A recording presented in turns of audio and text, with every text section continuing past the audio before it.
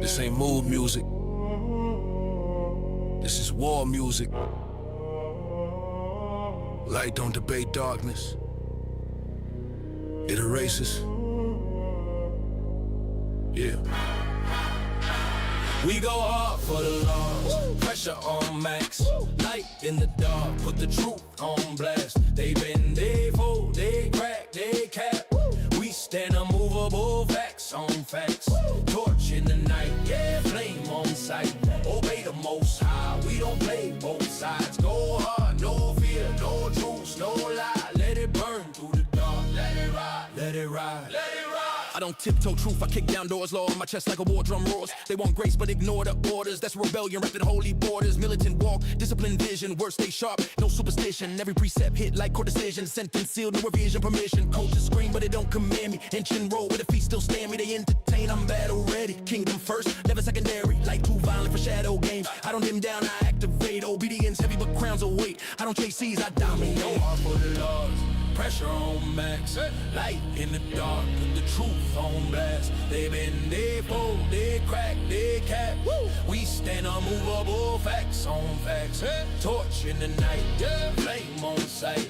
Obey the most high, we don't play both sides. Go hard, no fear, no truce, no lie. Let it burn through the dark, let it ride, let it rise, let it ride. I don't whisper bars, I issue decrees. Tongue stay sharp like judicial keys. Every line precise, no bends, no pleas. Law cut clean, no impurities. Glow in the dark like sirens and flares. Truth hit hard, leave permanent stares. You can't inherit crowns, skipping repairs. No law, no light, no seat, no heirs. I'm forged, not flexible, tested in fire. Precepts burn through counterfeit wires. When the light hits system, circuits expire. Truth overload, whole grids retire. Go hard for the laws, light in the dark, stand when it's lost. Torch from the start, go hard for the laws. Light in the dark, stand when it's lost. Torch from the start. I move heavy, every step got weight. Fear don't breathe where I congregate. Law carved deep, not up for debate. I don't negotiate. Truth I legislate. They trade commandments for applause. I'd rather be hated than lawless and lost. If the world rage, that's minor cost. Means I didn't sell light for frost. I don't shine for clicks or views. I shine so the blind can choose. If it's war for the truth, I'll clear the room before I ever disarm the laws I use.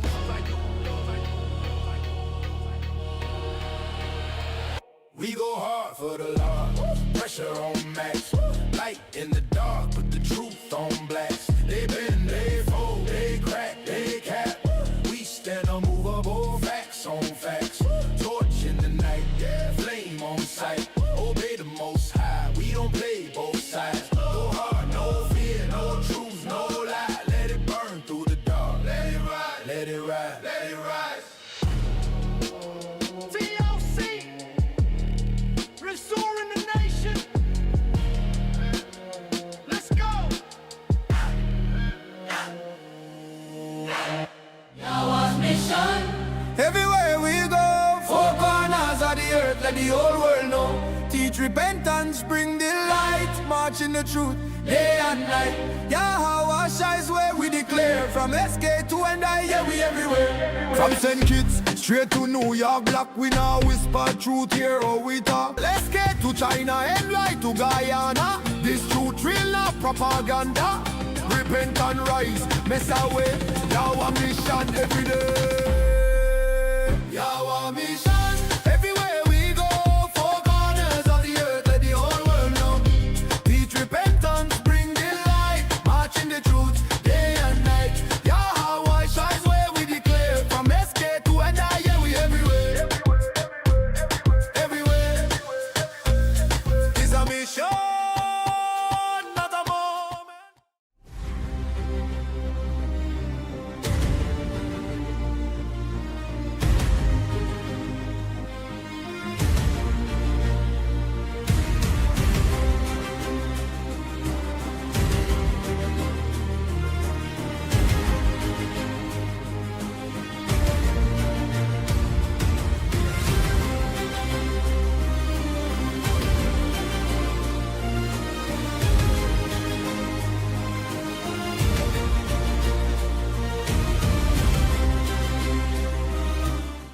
All praises to the Most High. We get to keep it again this time. It's a Sabbath day, we enjoy it.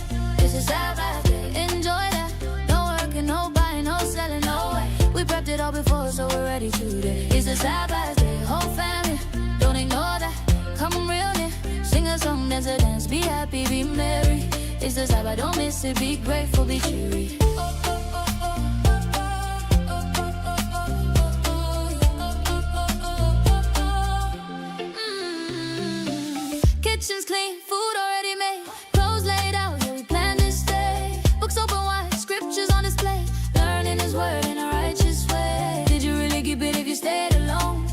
for the people, not a screen or phone. Congregate, come together, that's the call.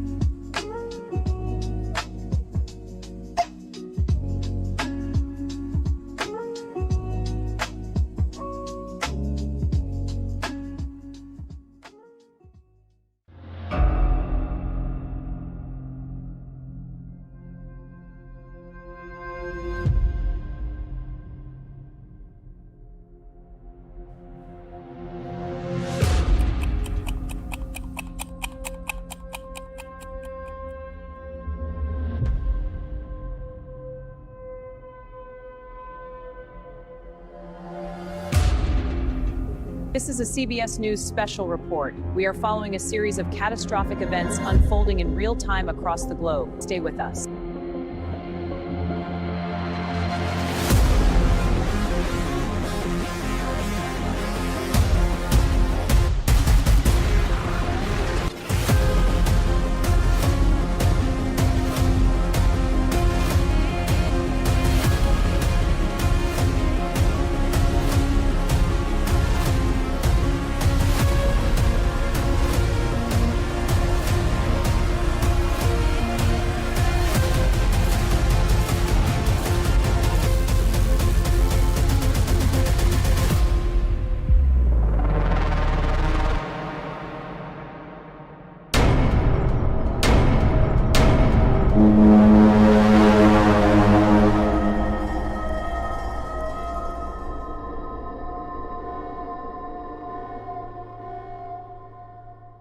Yeah.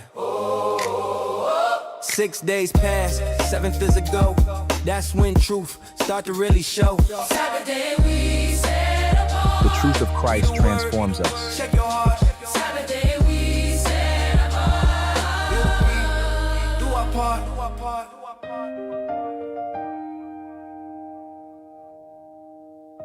Pay close attention to this passage. I see, I will note.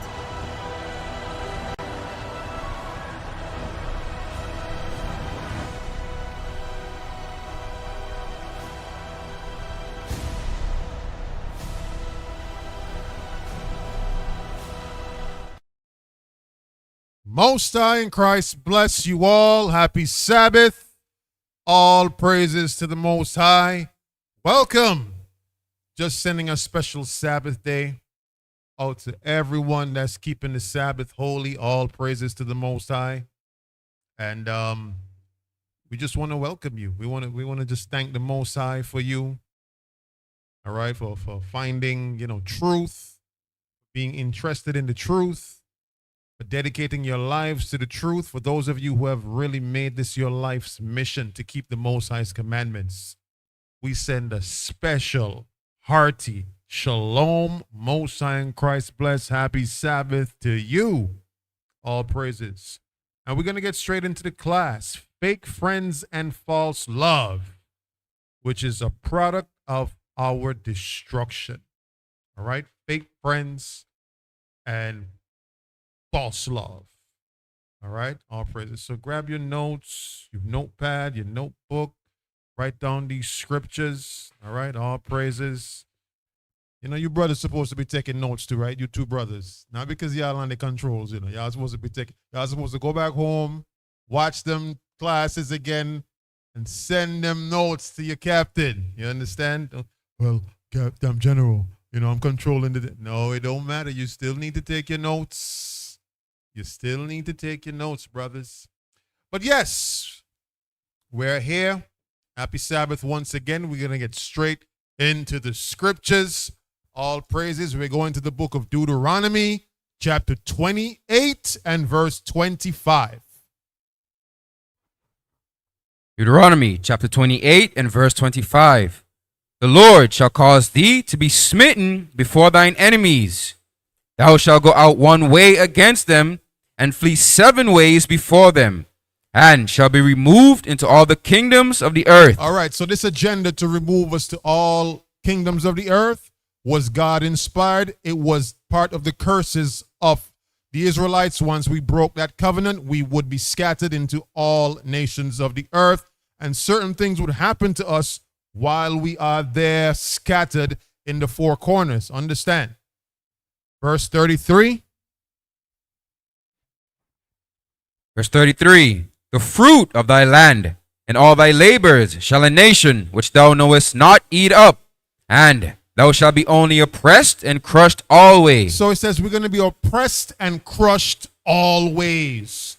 This is going to be a constant, perpetual, reoccurring theme of what happens to our people over and over. And there's different ways we get crushed and oppressed, different ways, right?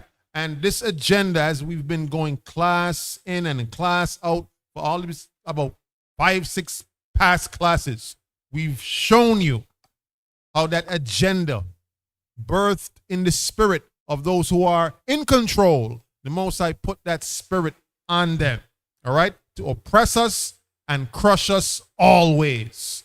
So it's perpetual, all right? Let me get verse 43. Verse 43. The stranger that is within thee shall get up above thee very high. Very high. So they'll get up above us very high. They'll be in control. They'll have the ability to make laws, pass laws, all right, to put things, people in charge, all right, of us to make sure that we stay in line. You understand that, Brother Daniel? Good. Read on. And thou shalt come down very low. Good. We shall come down very low. So whatever agenda that they wanted to carry out against us, they would be successful. Why? Because they're up very what? They're up very high. There you go, Brother Daniel. They're up very high. So they can pass whatever laws they want. They can do whatever they want with they consider us their property, right? And in their eyes, they can do whatever they want with their property. There you go. Absolutely. But part of the agenda was so diabolical. It was so, listen, to destroy a people, you've got to take away their identity. You've got to make them forget who they are. All right? That was verse 43. Give me verse 44. He shall lend to thee, and thou shalt not lend to him. He shall be the head, and thou shalt be the tail. You're going to be the tail. You're not going to be in control. They're going to be the ones in control. They'll lend to you. What that does to us psychologically is what? That makes us think we are what? Nothing. And when you destroy a people and you make them think they're nothing, they begin to believe that what? They are nothing. Absolutely. And so now today, you fast forward, right, to a people who has had in their DNA psychological trauma from these curses. So even though people might say, Captain, well, I ain't under no curse, I ain't under, you still are showing the effects of us being under the curses, because guess what? When you read verses like, they're going to be the head and we're going to be the tail. You know, there ain't no average black man, unless he's sold out, of course, when just walks up into the bank and be like, yes, I am going to lend to my people and give to my, you don't have that kind of power. Unless you be a good slave, you sell out, and you go into an industry that oppresses your people. And nobody tell me, no, General, there's honorable jobs out there that black men work, that they're billionaires. Where? Show it to me. You ain't gonna find it, right? Because America was built on the backs of the what? The slaves. So don't tell me, oh, there's honorable jobs out there that black men and Hispanic men could be millionaires. Where? In the cartel? When they're cutting off people head down there in Mexico? If you mix up Poppy's shipment? Don't tell me blacks and Hispanics can be millionaires during this time, because the curses are set against us.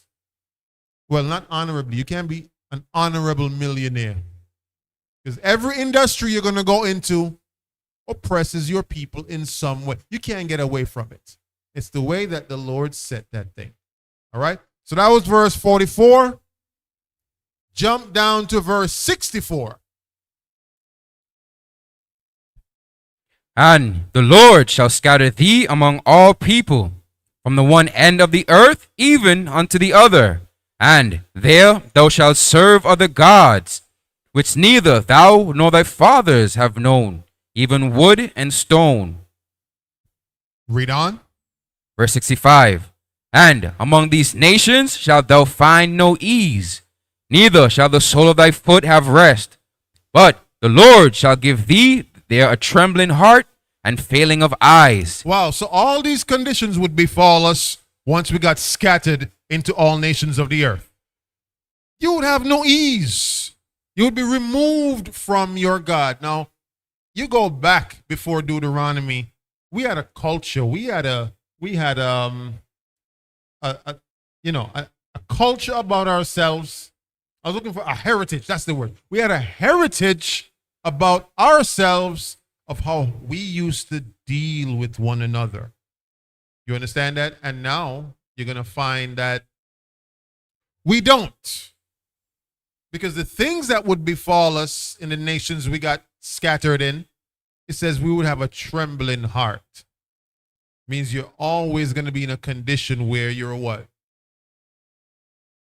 You have situations befalling you that are very treacherous. All right? Things that would make your stomach pine. You will find no ease. That's what it said. And so now, jump up to verse 54. Verse 54. Verse 54. So that the man that is tender among you. See that culture we had? We used to be how amongst each other? Tender. Come on.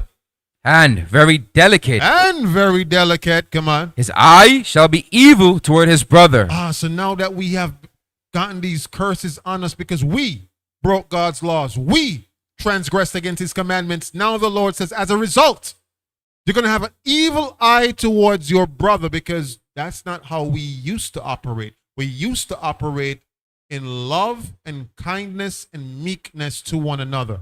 Now, you're going to have an evil eye to your brother. You don't even know the brother.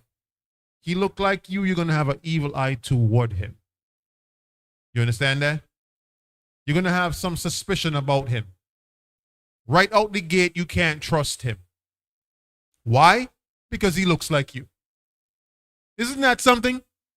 because he looks like you cannot trust him. That's what this verse and this curse is going into. Because he talk like you, act like you, move like you don't trust him. You don't trust nothing about him. So this culture that we have today, we're against one another. Mentally and physically. Drop that and give me Nehemiah 9 and verse 27. Nehemiah 9 and verse 27. Nehemiah chapter 9 and verse 27.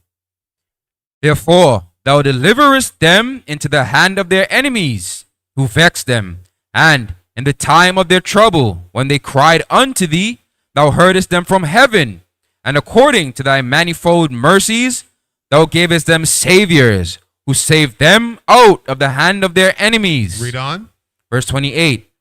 But after they had rest, they did evil again before thee. They did evil again before the Lord. That's a perpetual theme within our people.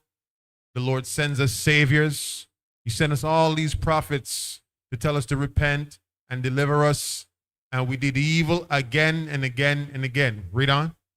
Therefore leftest thou them in the hand of their enemies, so that they have the dominion over them. So they have the dominion over them, leaving us in the hands of our enemies so they can do whatever they want with us. We're in their hands. We didn't want to be in the Most High's hands, so now, if you're upset about the way our people are today, well, you have ourselves to thank for that. You follow me, Brother Daniel? We got ourselves. You not trusting a brother? You've never met the brother? You don't trust him out the gate? We got ourselves to thank for that. Right? And so now, because we don't really trust each other, Captain, we have to do what? We have to do what? Pretend. You got to pretend you trust somebody. You got to pretend and give the impression like you're trustworthy or you can trust. Because it ain't real. Why? Because we got these psychological effects of what they did to us because we're in their hands. What they did to us left a lasting impression on us. They create. Now, when you go back to verses like Deuteronomy 28 and verse 54 that says we're going to have an evil eye towards our brother. It's not just one day we woke up and we had an evil eye towards our brother, you know. They created conditions. They created the playing field, if you will.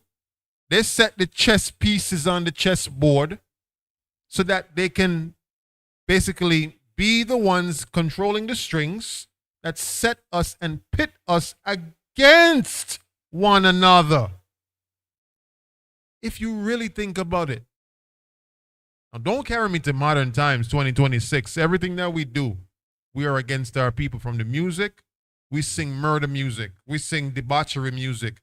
We sing, what else? What kind of music that we sing? Who could tell me? Adulterous music. Right?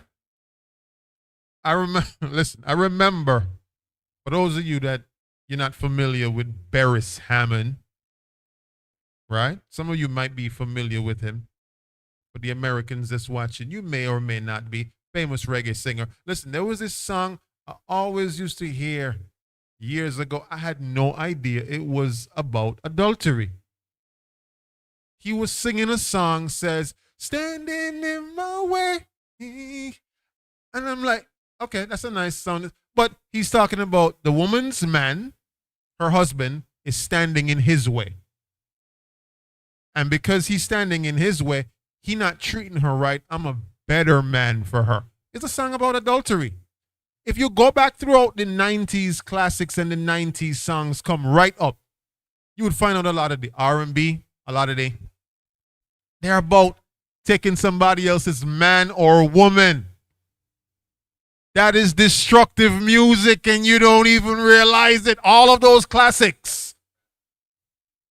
So now, these record industries say, listen, you can't really make no real records or money if you don't, have music that's, popping. They call it popping. You need popping music. And your music ain't popping if it doesn't carry certain themes. All right? So if you want a record deal, Brother Daniel, you got to be singing something that's popping. Either talking about killing your brothers, yeah, shut them up, shoot them up, slide on the yachts, slide on this girl, got her in my car, slap, slap, slap. That's your girl. And they said that music is what's popping. You understand that? Even the Caribbean music, don't even get me started on that. That's a whole different genre right there. That's soca music. Now, I agree, because I know some of the older ones going to jump in the comments and they're going to be like, no, General, they had some dignified Caribbean music that was social commentary. I'm aware of that. But a lot of the social commentary was commentating on things that were very what in the community. There were points of either contention between our people. Think about the social commentary that you would find in calypso music. Points of contention, things that's going on in the community that shouldn't be. They're highlighting things that shouldn't be because we're like our own worst detriment to ourselves. So what else we're going to sing about? About the good times that we have as a people? We haven't been having good times. We've been having adulterous times, wicked times, this person against that person. So you would hear rappers in the early 90s say, well, we're just products of our environment and we just rapping about what we see. We're just rapping about what's in the hood. We're rapping about reality. Okay, that might be true, but it's deeper than, as we see from the classes before, how they set these redlining zones where they put you in projects. And of course, you're a product of your environment. Of course, they set it like that for you. So that's all you can sing about. That's all you see yourself as, a nigger. A nigger that do niggerish things. Everyone gets the point. But I'm trying to show you this thing is because we're in their hands. So read that part for me again, when we're set in their hands. But after they had rest, they did evil again before thee. Therefore leftest thou them in the hand of their enemies. Wow, in the hand of our enemies. Read. So that they had the dominion over them. Yet when they returned and cried unto thee, thou heardest them from heaven, and many times did thou deliver them according to thy mercies. So the Lord did deliver us according to our mercies, but we go right back. So one is left to believe that y'all love this. Y'all love this type of culture. Y'all love the debauchery. Y'all love the fake friends. Y'all love the false love. Right? You love not trusting your brother. You love not trusting your wife. Wives love not trusting their... Now, we would cry out and say, no, we want fruitful relationships. And that is why today, most of the podcasts you're going to find out there are what? About what? Men against what? Women and women against what? Yes, because literally, you don't understand that the powers that be, they're loving this.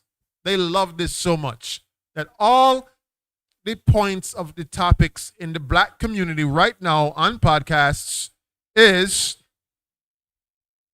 men against women, women. Now, no other community does this other than our community. They actually have meaningful discussions about many things on podcasts that's not black. Check them out. You said, nah, that's boring.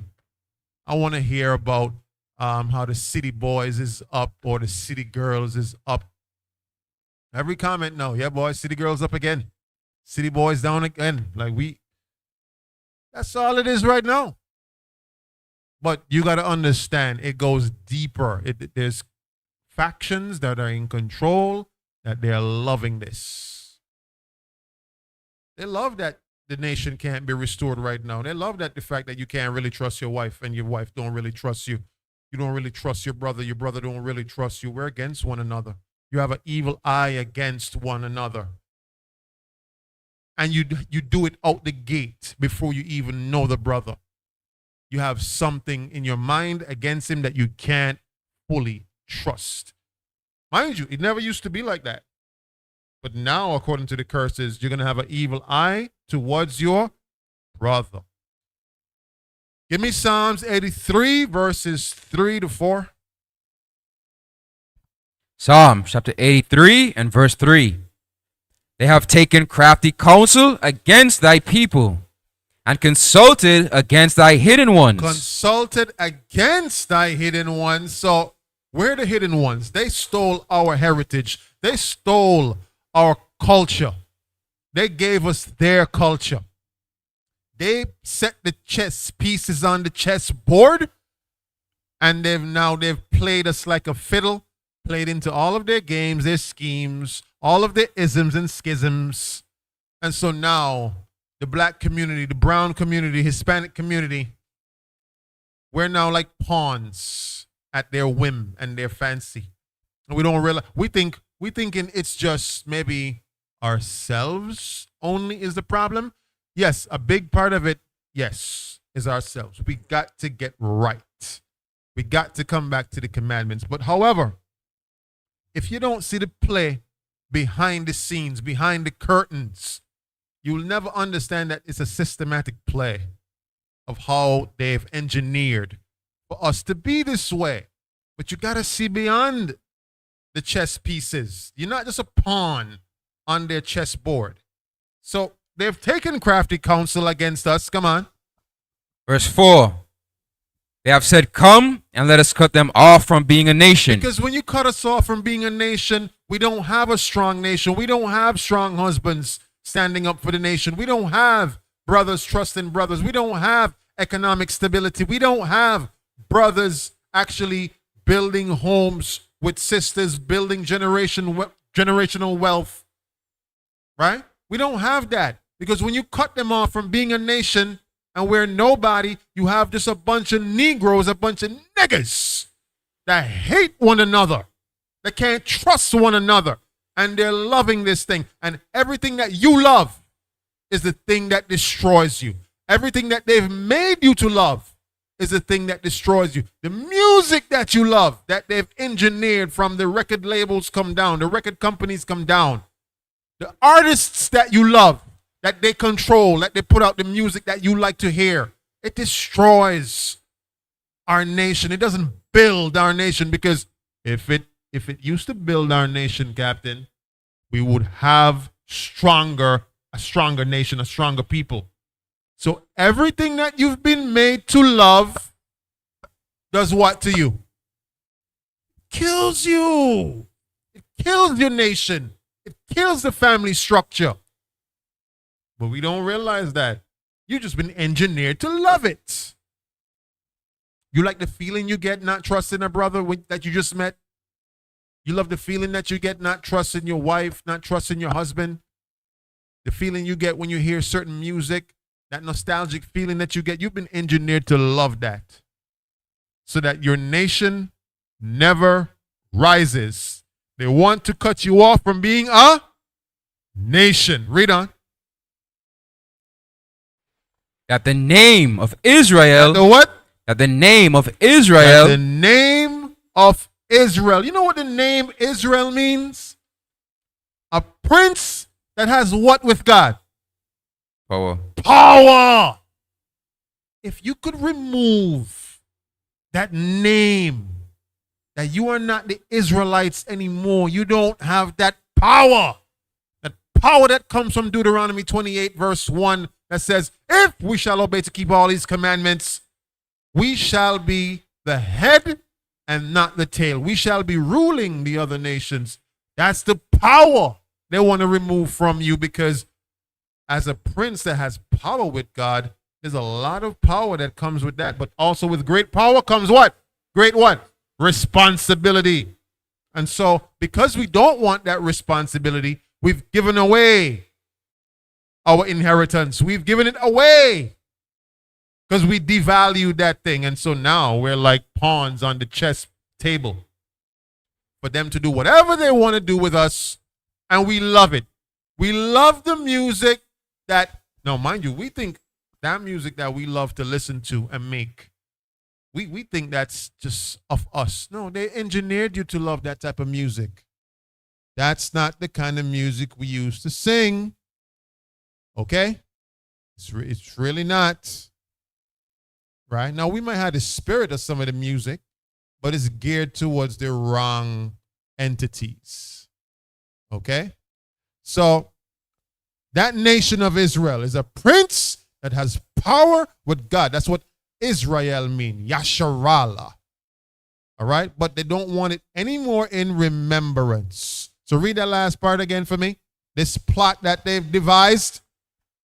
They have said, "Come, and let us cut them off from being a nation, that the name of Israel may be no more in remembrance." So that it may be no more in remembrance.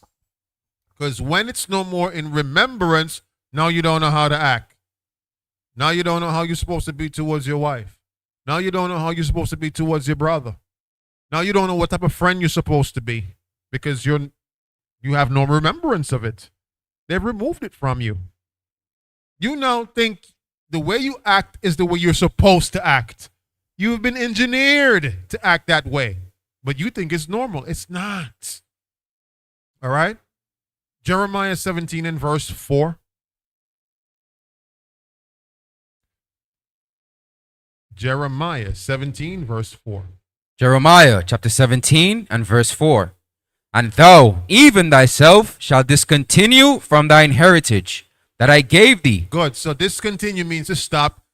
The Lord says, as a further curse, he's going to stop us from the heritage that he gave to us, the culture that he gave to us. Now, if he's going to stop us, there must be a way that this is carried out. It's carried out by the other nations, replacing what was once given to us by God. Now they've replaced it by giving you a culture, giving you an identity. It's not your identity, but it's what they gave to you.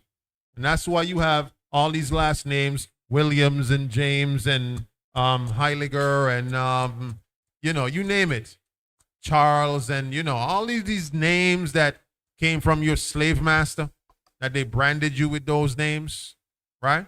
I'm not saying all of them are slave masters' names, but a lot of those names came from the slave master because you were of that plantation. And so because of that, that is now your identity, right?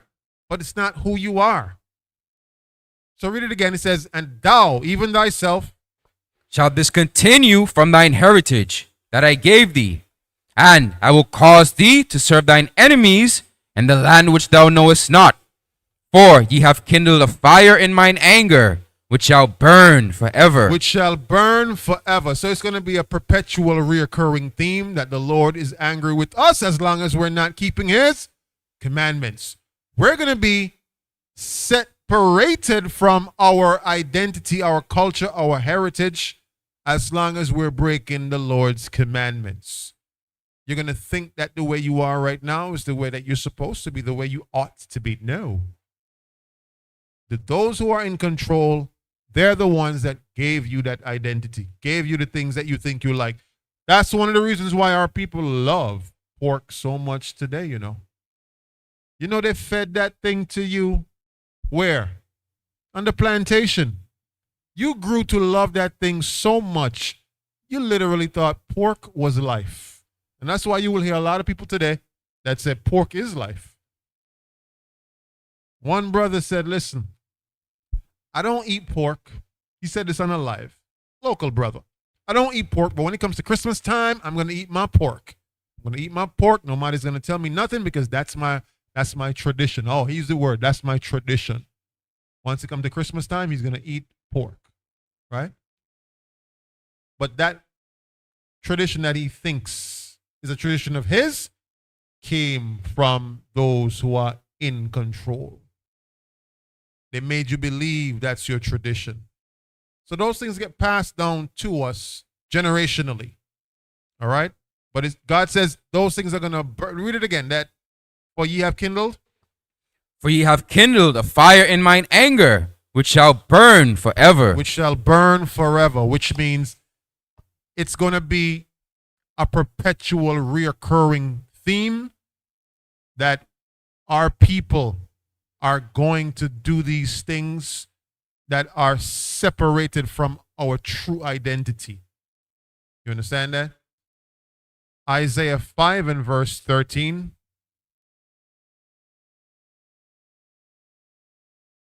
It's going to be a perpetual theme. Isaiah chapter 5 and verse 13. Therefore, my people are gone into captivity because they have no knowledge. Because they have no knowledge. And because we have no knowledge, we don't have knowledge of God's commandments, the scriptures. We have no knowledge of our identity. We have no knowledge of who we really are. We think that we are Africans.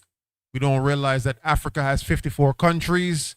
We don't realize that no one in Africa actually calls themselves African. They call themselves by the country of which they live, Nigerian, Botswanian, right?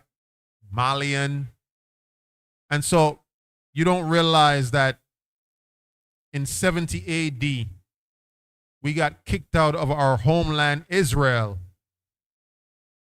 went into West Africa, where we got sold out by the Hamites, other dark-skinned races that sold us to the white Europeans. That's how we got over to the Western world. But because we have no knowledge, we think that we just ended up over on the Western hemisphere. We have no knowledge. We think that it's a coincidence. You like that type of music that you like, that debauchery music, that murder music, that adulterous music, right? It's not a coincidence because we have no knowledge. Read on. And the honorable men are famished. So now we have no honorable men in our nation anymore. We have a bunch of what? Dishonorable men, untrustworthy men. This is the product of who we are today because we are now destroyed as a people. So what happens to a generation of people that grew up not trusting one another, not believing in one another, not thinking that we're anything? You look at your brother as nothing because that's what the slave master looked at you as well. What then becomes to a nation of people who, it says, throughout God's anger perpetually, he's going to be angry with us as long as we are not keeping the commandments. What does that mean? Deuteronomy 28 and verse 54 is in effect all this time that you shall have an evil eye towards your brother all this time. You understand that? And so we don't have any honorable men. We have dishonorable men. Men in their marriages who have no honor. Men who are not keeping God's commandments that pertain to marriage. Men who they have fake friendships. Not because you want to have fake friendships, because you have no knowledge of how to have what? What type of friendships? A God-inspired friendship. What type of friendships you have right now, Brother Daniel? It's fake. It's fake. Say it with me. It's fake. It's fake. How do we know it's fake? Because if what was real spat on your shoe, right? You wouldn't know what it was. I remember, Captain, some years ago, a brother, you know the brother, you know, he used to come around the brothers, the brotherhood.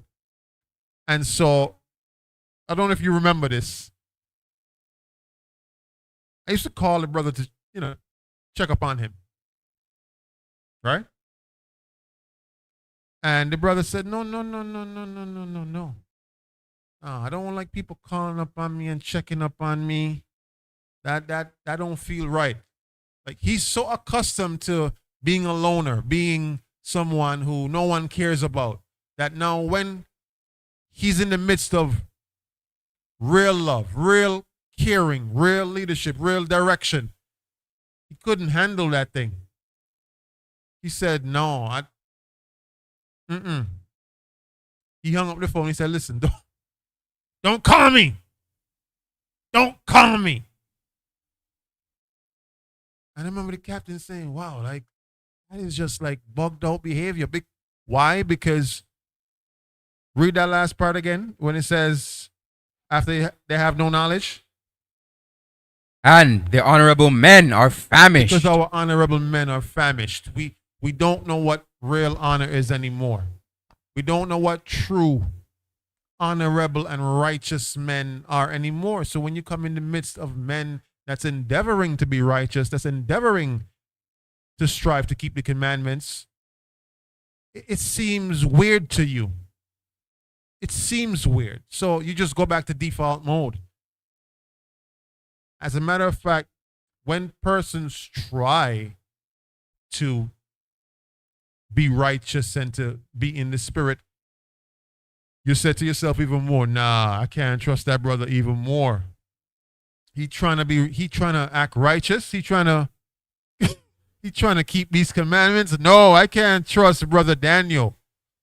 Because Brother Daniel seems to be like he's being genuine. Nah, I can't trust that. So what I'm trying to show you is what you've been engineered to think and how to look at your brother and your sister and the friendships that you've forged since you were a childhood. It's not based on true biblical love. It was based on what? Convenience. Most people will call someone their best friend because what? What's the number one reason why someone today would call someone their best friend? Because of what? They've been there for them since, well, they've been around them since what? Childhood. And that's the default today of a best friend. Do you know the Bible doesn't say because someone been around you since childhood, that should be your best friend? So what I'm trying to show you is everything that you've been taught about friendship, right? And love is what? It's fake. But just that you didn't know it was fake. You didn't know what constitutes real, biblical, righteous friendships. It's fake. The only thing we have today, Captain, is what? Oh, I knew this person since I was 4. I knew this person since I was in high school. I knew this person since I was going grade school with them. So therefore, they must be my best friend. We just leave it up to that. Therefore, this person has to be my best friend. I was in grade 1, they was there with me. I was in grade 2, they was there with me. I was in grade 3, they was there with. I went to junior high, they was there with me. So therefore, this person must be my best friend. Oh, Israel, when no one is stopping to think that, wait. Do we have any honor among us? Where our honorable men are, where are they? Where are our honorable and righteous women? Where are they? Is the bond of our friendship based on righteousness? Let me tell you something. If it's not, it's fake. It's fake. Oh, well, I like talking to this person. Boo-hoo, so what? Where in the scriptures say, oh, because you love talking to someone, that means they should be your best friend. See, the thing is, how they engineered us, those who are in control, they put us in these situations. You had no choice to kind of be around who you're around with what they know and what you know and what you don't know. So you grew up just thinking, this person has to be my best friend. But because you have no knowledge, like the scripture says, because we have no knowledge, now we have no honor. If you had the knowledge, you would know we have no honor. There's nothing in our friendship that binds us together that is honorable. I want you to follow me, Israel. So it says, our honorable men have been famished. Just like our righteous rubies, our righteous women, they have disappeared. Right? Lemuel's mother asked the question, can you find a righteous woman? Is there a virtuous? Where is she? She's hard to find. Now our women today is what? They were mostly what? Hoes and thoughts. We had that class last week. Toxic hoes and baby mamas. That's our culture today. All right? And even if you don't have a thought or a hoe, right? If you have two sisters, they call themselves best friends. Right? In a worldly sense, what's the thing that binds them together? You have two sisters, they're friends. It's usually something superficial. She like nails, I like nails. She like hair, I like hair. She like lipstick, I like lipstick. Or like for the brothers, well, I know him since grade what? Grade 4. So that's my best friend.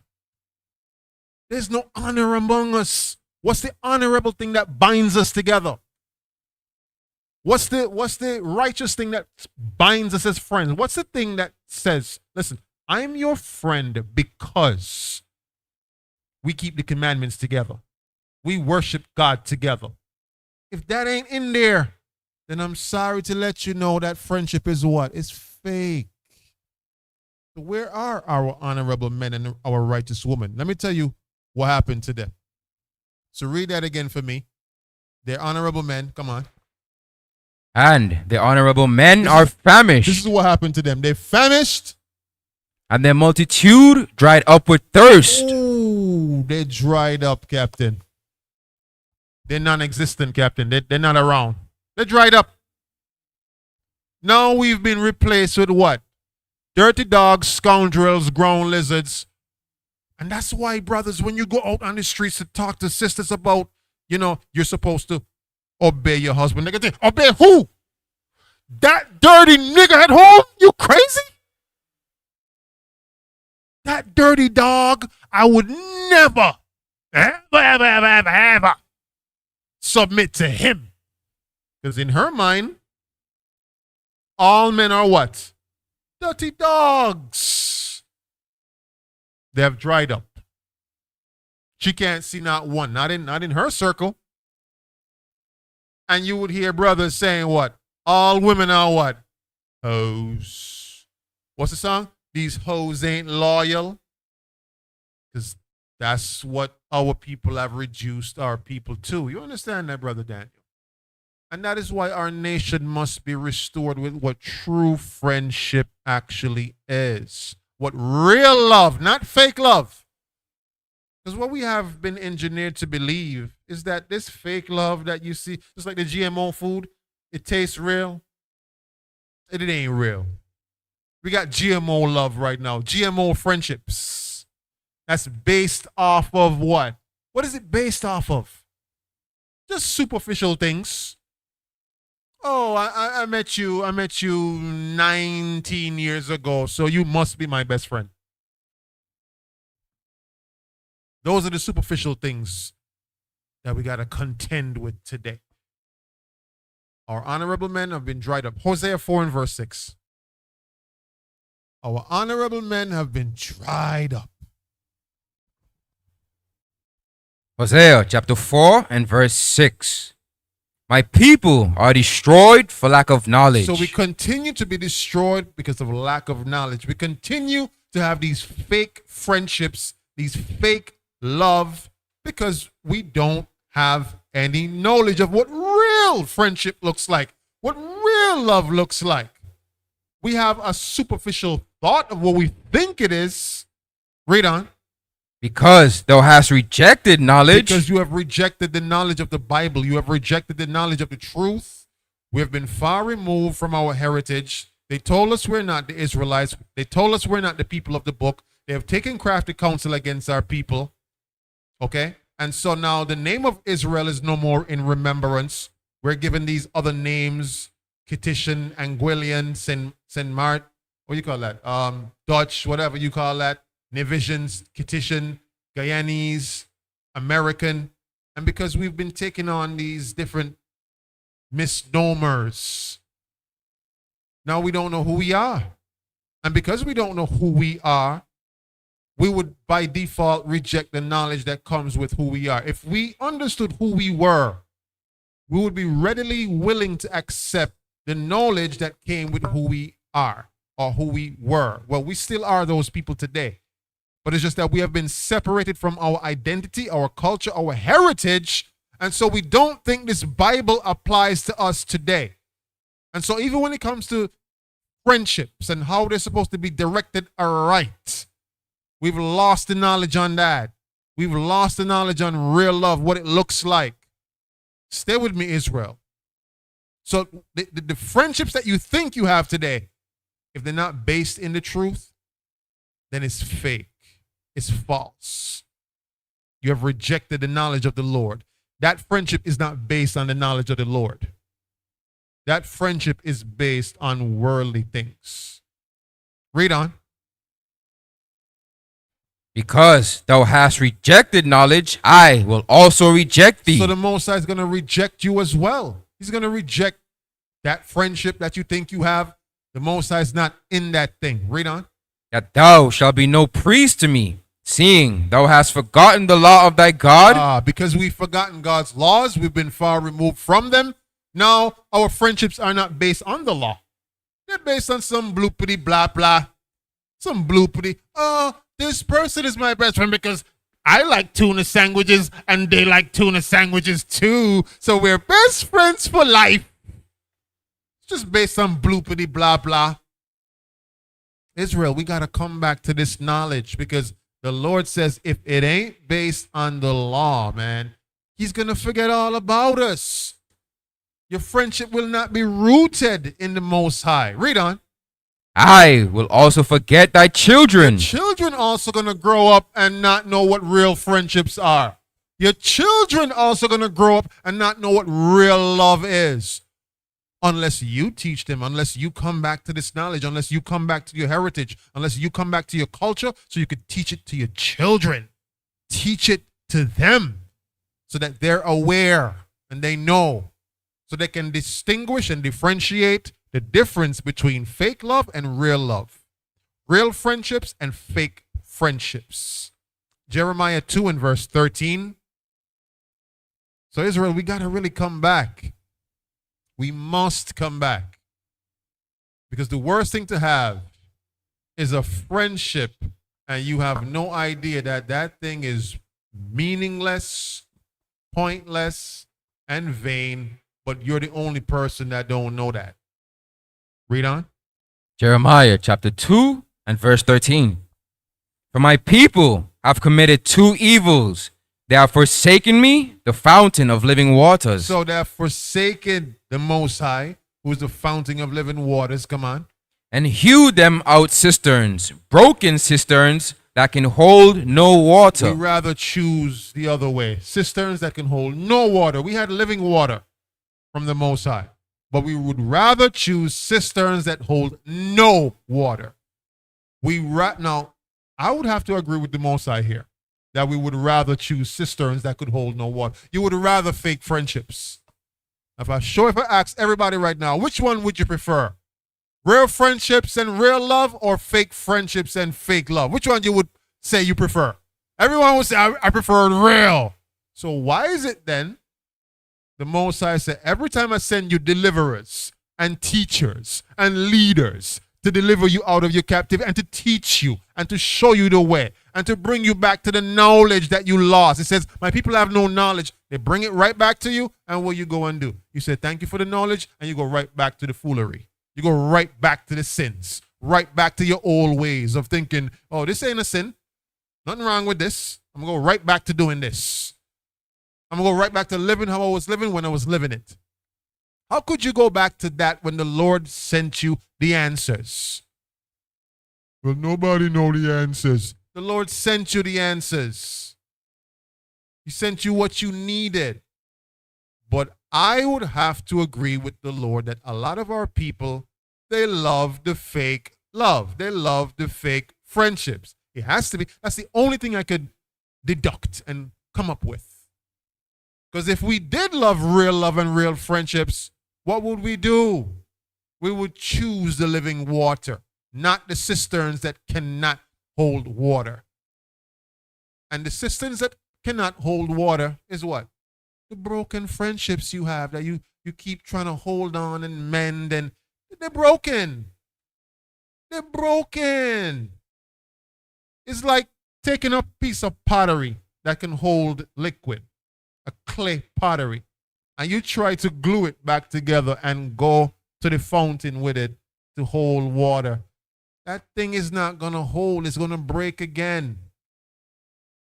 And so we try to hold on to these meaningless friendships, these meaningless connections in the world that we have.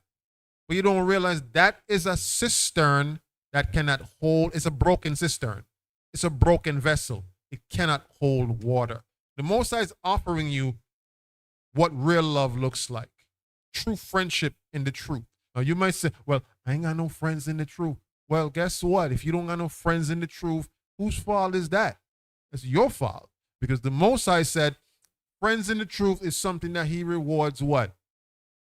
The diligent, those that love him, those that diligently keep the commandments. That's a reward unto you. But a lot of times, the Most High offers it to you, but you don't want it. It's right there in front of you, but you don't want it. The Most High giving you friendships in the truth. Oh, I don't gel with that person. Yeah, you don't gel with that person. Why? Because maybe this person is striving to keep the commandments, and because they put the commandments on such a high priority, that turns you off. That person always talking about the scriptures, that turns you off. That person always talking about righteous things, so that turn you off. So of course they're not going to be a cup of tea. You would rather talk loose talk, or talk folly talk, or talk about things that it's not really in depth scripturally. You prefer that. You prefer broken cisterns, things that can hold no water, things that can hold no depth. You prefer shallow conversations. That's what I would have to deduce if you're going to say, well, I'm in the truth, General, but I got no friends in the truth. Well, you have nobody to blame but yourself. The scriptures say what? A man that wants friends must first show himself to be what? Friendly. Right? Well, I can't trust nobody. You're just showing that you're under the curses still. You've been engineered to not trust nobody. Nah, it's really me. Yeah, you've been engineered that way. So, Isaiah 42 and verse 22. I can't trust people. I've heard this before. I can't trust people in the truth. I could only trust people in the world. That's great. That's not great. People in the world act better than people in the truth. Well, I would love to break down that, but I don't have the time. But that's a crazy statement. I prefer hanging around people in the truth than people in the world than people in the truth. I've heard that before. I don't like hanging around y'all. I like people in the world better. That person got a lot of internal issues that they're dealing with. It comes from self-hate, self-hatred. All right? Read that for me, Isaiah 42 and 22. Isaiah chapter 42 and verse 22. But this is a people robbed and spoiled. We've been robbed and spoiled. Understand, we've been given into the hand of the enemy. They control the pieces on the chessboard. Come on. They are, all of them, snared in holes. Snared in holes because these holes were set for us. Understand, it's not a coincidence. These things have been engineered. The things you like, the friendships that you have, the fake friendships that you have, you've been engineered to think that these things are okay. Come on. And they are hid in prison houses. Good. Just the same way our people end up in prison. Most of our black and brown brothers, they end up in prison because it's a snare that has been set for you. It's a trap that has been set for you. You know, those young brothers today, the YNs, they call when they're selling drugs in the neighborhood, they're in the trap. It's really a trap because you end up either dead or in jail. Selling drugs don't end up in no other result other than either being dead, or you're not going to hear about no Pablo Escobar living out the last days of his life, living in luxury, living in, a room full of cash, just living lavish. You're going to end up dead or in jail. It happens to all of them. It's a trap. You're not going to hear about Pablo Escobar living in some mansion, living out the last days of his life. Listen, anybody ever seen the movie Scarface? That's what's going to happen to you. Literally, that's the end of every drug dealer, everybody that got those hood dreams of making it rich off of drugs. You're going to end up like Scarface. Well, probably not. Scarface, they went to the extreme, because every brother that sell a nickel bag a week think he's Scarface. No, every brother that sell a little couple dime bags here and there, they think they're Pablo Escobar. No, they're lying. They're not. Okay? And so these are traps that have been set for our people. Hidden prison houses, come on. They are for prey and none delivereth. They're for prey. So those who are in control know we are there for a prey. If we don't know who we are, they can control you. They can set the pieces on the chessboard. They can give you music that you think you like. They can give you situations to make you be in the hood, hating one another, be in the ghetto. You're already upset you're in the ghetto. You're already upset that the conditions have been set against you. You don't have much finances, much economic stability. So you're mad. You can't really find, work that could sustain you and feed your family, right? And then when the economy does seem to get some stability, so-called, you ever notice they give you this illusion, the politicians always give you this illusion that the economy is going to get better. Things are going to be affordable, and you start believing it. And so now they may do a couple incentives. They may lower some tariffs, lower some taxes.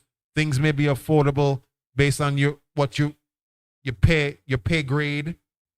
And you might think, you know what? The government is doing well. There's money circulating. We can do things. And so now that's where they get you. That's the old sleight of the hand. Give you something while still pitting y'all against one another. We give you subsidized housing, but then still your young brothers don't have the opportunity to go to university like that. And even if you do go to university, imagine that you go to university for 4 years to come out of that system to go into another system of debt and repayment, right? And it's just like you're going from one system that they control to another. Now you're going to the workforce. Now you're in the workforce thinking, I got to work my way up to the corporate ladder.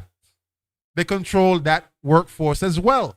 So even when you go back to a lower level in the ghetto, you don't have no opportunities. You might think, well, what they provide for you, the little subsidized housing, the projects, the subsidized food vouchers, and the WIC and the SNAP vouchers that you can, you think that this is amazing, but you still have an internal anger because you feel like you don't have any opportunities, right? So you either turn to selling drugs, selling guns, right? Women turn to prostitution. There's still an anger inside of us in the ghetto. Not realizing that in the ghetto, how they set you against one another, all of it is a destructive mechanism to get us to turn on one another. Now, I'm not going to sit here and act like our people are not responsible for the way they conduct themselves. Israel, you are largely, and let me say this. Yes, the other nations who are in control have set traps for us and holes for us to end up. But listen, you don't have to fall for it, Israel. You don't have to fall into that trap and that snare that they set for you. A trap of prostitution, that trap of selling drugs and guns, that trap of hating your brother. You haven't even met your brother properly, but you hate him. You're set against him. You have an evil eye towards him. You want to steal from him. And they set us in a way that we now covet one another's. Mind you, we already got nothing. We already got nothing. But the way they set the chess pieces on the board is that you're going to covet your brother even though he got nothing. So the little that he does have, you're still coveting what he has. You're coveting his wife. You're coveting his belongings. He already got nothing. And that's how they set us against one another. It's a trap. All right? Finish it out. It says, and none saith, restore. none saith restore, because we keep going through this generation in, generation out. 2nd Ezra chapter 1 and verse 25.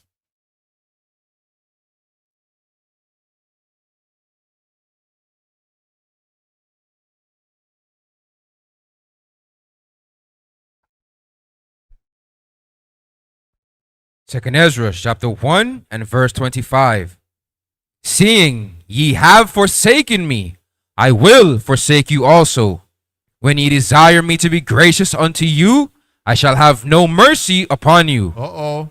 Most High says he's not going to have any mercy upon us when we desire for mercy. We desire for grace. We want good friendships. We want good marriages. You're not going to have it. Why? Because you have done what? Forsaken him and his commandments. You have forsaken the Lord.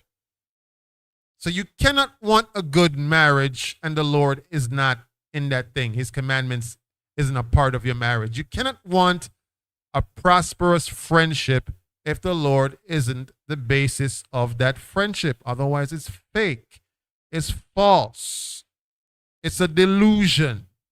It ain't real. The bloopity blah blah that's you think your friendship is based on. It's just what? They like Tuesdays and I like Tuesdays too. That's the reason why some people are best friends. It's bloopity blah blah. It's vain. It's pointless. It's nothingness. It's not based on the Lord. But that's why he says he's going to forsake us. All right? Because we have forsaken him. Give me verse 30. Verse 30. I gathered you together as a hen gathereth her chickens under her wings. Good. He gathered us together. He showed us his commandments, sent us prophets to teach us how we ought to be amongst one another. Come on. But now, what shall I do unto you? What is done unto us now because we broke his commandments? Come on. I will cast you out from my face. Wow, we're cast out from his face. So now you're in a state where you don't know what real love is. You don't know what biblical true friendships look like. You don't know because we're cast from his face. We have no knowledge of what it looks like. So all we have to gravitate and hold on to is the fake delusion of what we think real love and real friendships are. The fake version of it, the GMO version of friendships. If you don't have no friendships in the truth, it's not real. You understand that, Brother Daniel? Good. So now, I think we're going to take a quick break. We're going to take a quick 5-minute break. All right. We're going to get right back. All right. You don't want to miss what we got coming up next. All right. You can go to the bathroom, refresh yourself, do what you need to do. But we're going to be back here in 5 minutes.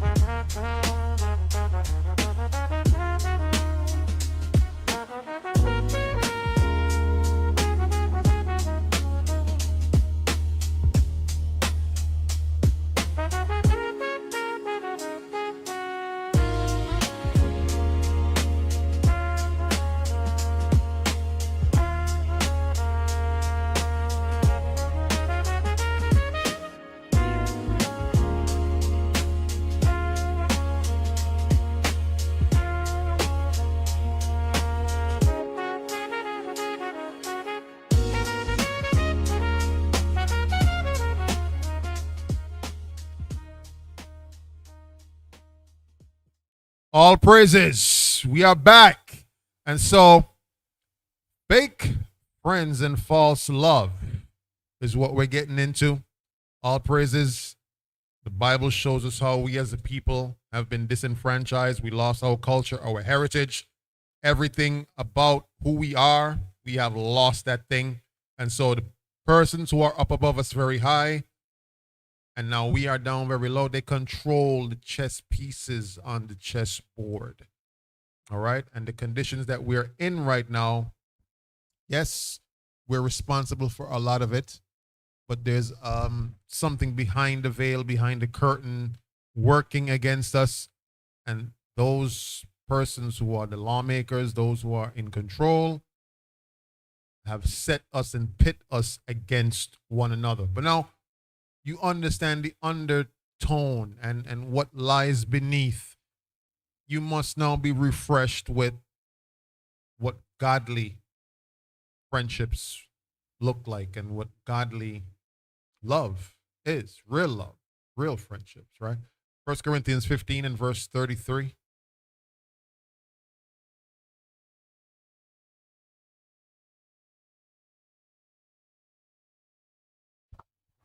First Corinthians chapter 15 and verse 33. Be not deceived.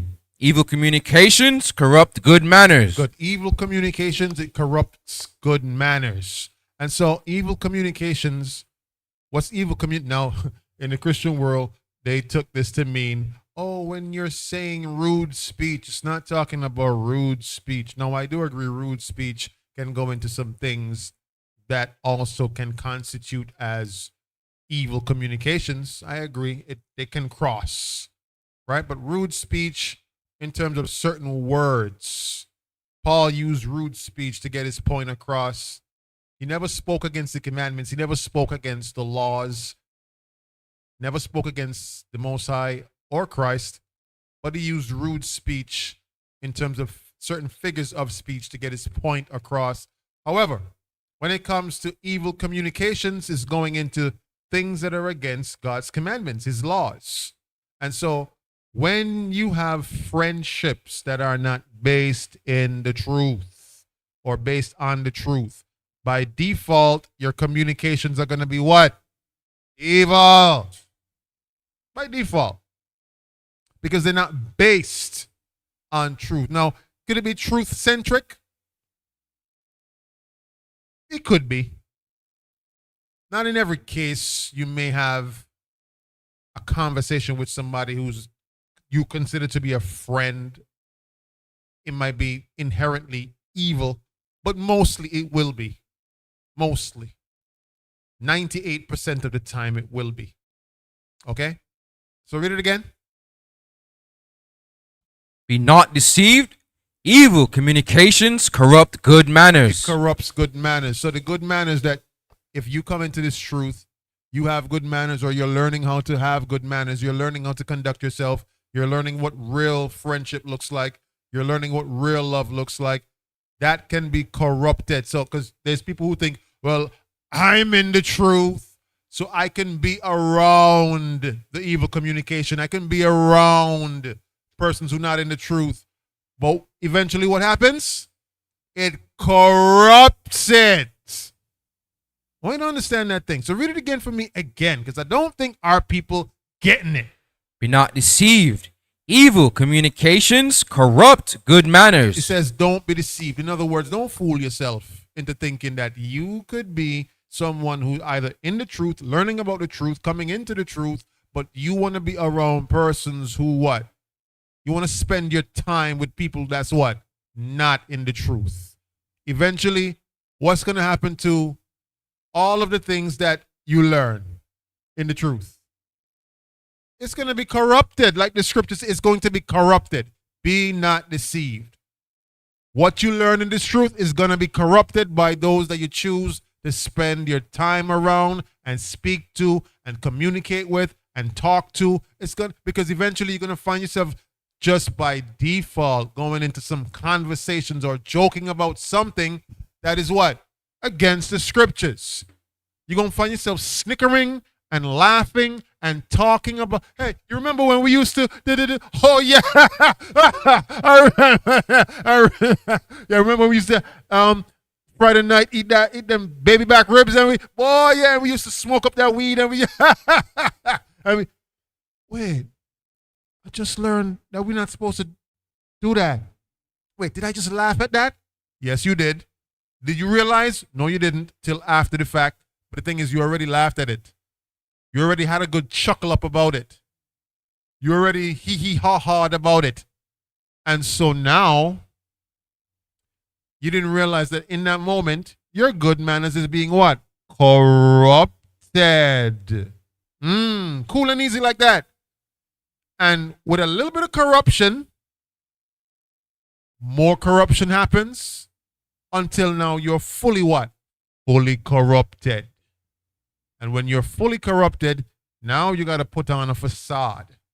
Like you're in this truth, but you're really not. You're already corrupted because you're choosing to what? Still hang around who, Brother Daniel? What's that?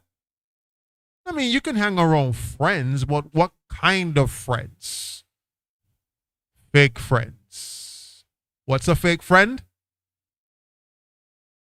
What's a fake friend?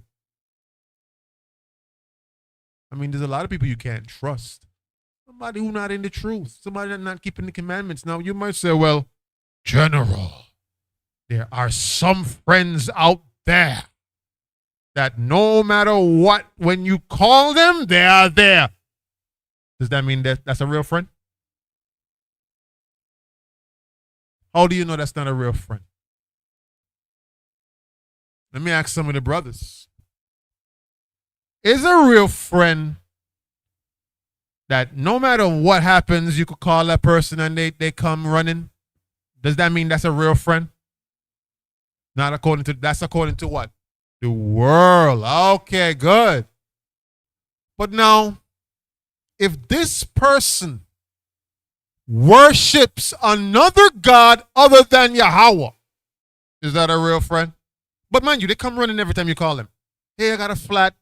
You can come help me? Sure, I'll come help you. You know, they worship another God. Is that really a true friend? A true friend indeed? It's a fake friend. It's not a real friend. So, you got to understand that. Don't fool yourself. Evil communications, things that are not based on the commandments, the speech and the communication that you have, that's not based on the law, statutes, and commandments, it eventually corrupts the good manners that you're trying to have. That's what's going to happen. You're going to find yourself speaking like them and being like them and having their point of view and thinking like them and seeing their ways of how they think and they do things. Right? Proverbs 13 and verse 20.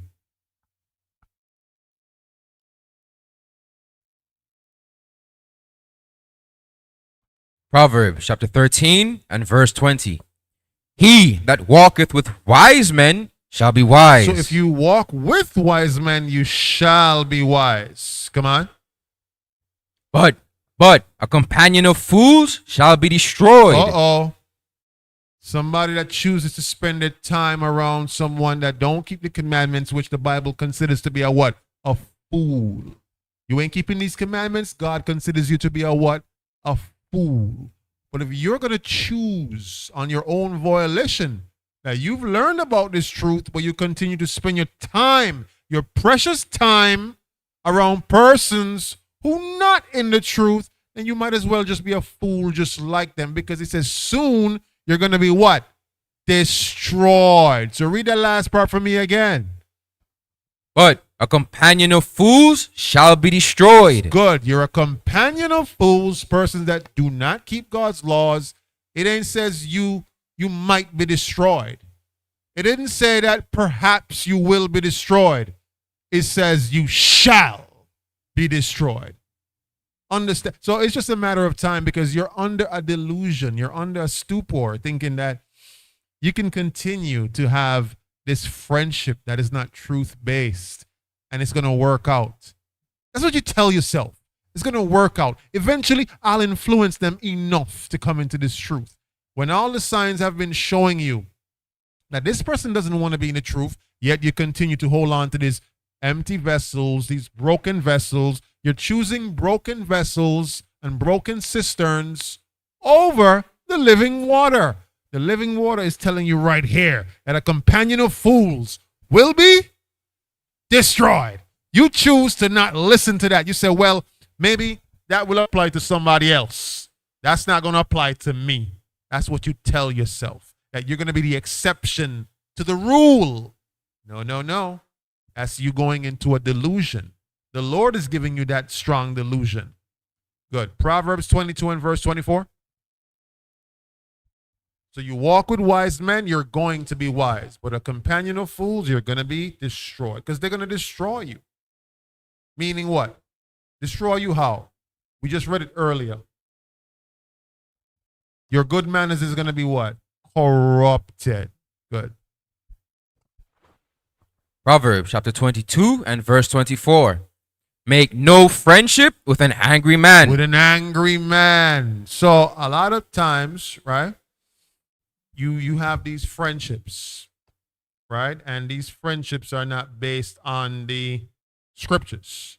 They're not based on the commandments. And so a friend like that does not know how to problem solve or resolve issues that would come up in the course or duration of the friendship. They would handle it when a dispute happens. They would handle it how? In what type of manner? In a worldly manner. Like, for instance, if two friends in the truth go through a dispute where one is upset at the other, what did Christ teach us how we're supposed to handle that thing? If you have a dispute, brother against brother, like a brother offended a brother, he don't know he offended the brother. What did Christ say you're supposed to do when it comes to offenses? If your brother offends thee, he says to do what? Go to him and him alone. In the world, what they do? When two brothers have an offense between one another, who they go to first, Cap? Everybody else. Now, everybody else knows the issue except the person who caused the offense. Right? Or they do street justice or they do worldly justice. They handle it in a worldly way. So that's why you're not supposed to have friendships with persons who in the world. Because when things go left or things go sour or things, you have a little hiccup in the friendship, that person will not understand spiritual things. When you show them that they're wrong, hey, you wasn't supposed to do that, then be like, according to what? Well, according to the scripture. Well, I don't believe in no scripture. That's your thing. That ain't my thing. That's your thing. So what is your friendship based on? If you cannot handle disputes based on how Christ said, according to the scriptures, according to the commandments, according to the laws, how are you going to handle disputes when they come up in the friendship? Oh, you're going to use street justice? Oh, you're going to go back to your worldly ways and worldly thinking? Oh, you're going to just speak out of the side of your neck and say things that not biblical. Now they're corrupting your good manners because now they're causing you to say things that aren't even biblical. Because you're choosing to maintain a friendship with someone that does not govern their lives based on what? The scriptures. So read it again from the top. It says, make no friendship with an angry man. Watch this. And with a furious man thou shalt not go. Watch this. Verse 25. Lest thou learn his ways. Oh, lest you learn his way. Listen, sometimes in the truth, when you see a brother, he not really getting what he's supposed to learn and going back to, his ways of doing, is because there's certain persons in the world they have not let go because they have learned or gone back to those ways. Lest you learn his ways. You see that, Brother Daniel? The way you're going to operate is going to be the way that the person who's not in the truth, that you're calling them your friend, you're calling them that's your brethren. You're saying, oh, yeah, man, I love that brother. That brother's my heart. I love him. What ways are you going to adopt? What's that? His ways, of course, because you're still joined to that person. You're still joined to him. And so you're going to be like a two-headed monster or a two-headed beast. You know about the truth. You want to do the right thing. But because of your friendships in the world, how do you handle a lot of things? You handle a lot of things based on what? You worldly, because you're still attached to what? People in the world. You're going to react like them. You're going to move like them. You're going to talk like them. You're going to think like them. You're going to speak words that because you're joined to them. You ain't fully cut that thing off. You following me now, Brother Daniel? You get it now. Good. So it says, lest you learn his ways, come on. And get a snare to thy soul. It's a trap.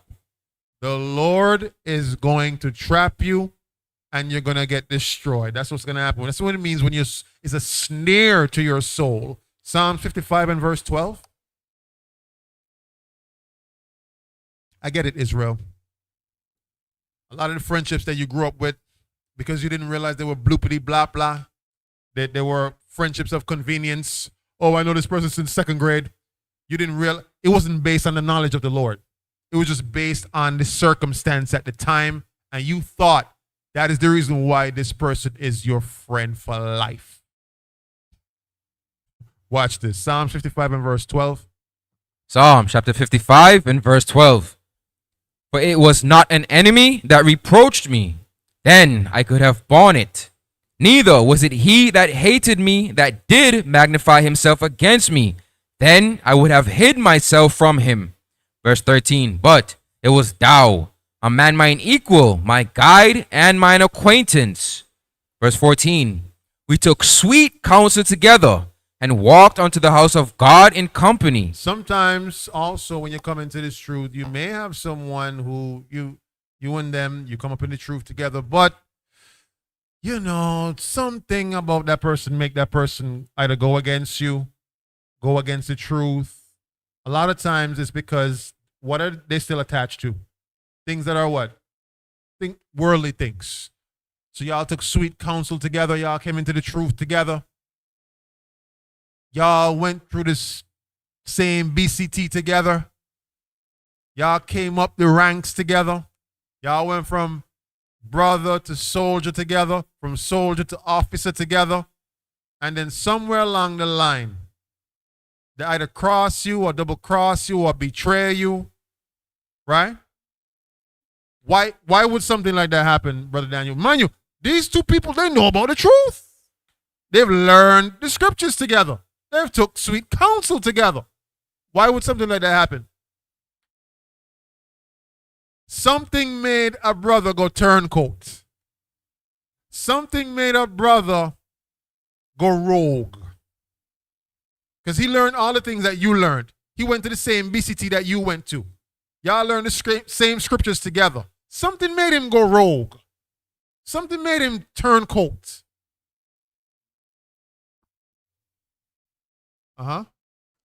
Evil communications in the world corrupted his good manners. That's powerful what the soldier just brought out. Evil communications in the world. So you can absolutely go turncoat in this truth if there just are some things in the world that you have not cut off. Some people in the world that you have not. You will find yourself being a betrayer down the road. Now, you always have to look out for these people, Captain. Anyone that says these words, I'll never betray this person or that person. I'll never. Those are the persons, they'd be always the first ones. Always the first ones to turn coat because it's always like they're overcompensating by saying, oh, I will never this, I would never that. I'm loyal to the end. They'd be the first ones, Brother Daniel. You understand that? You got to look. When you listen, just look and listen. Them be the brothers. But what will show you is what? Their what? Their actions. You understand that? So yes, I do understand. Naturally, because of our culture and how we've been engineered, naturally we don't trust one another. I'm not saying it's a good thing.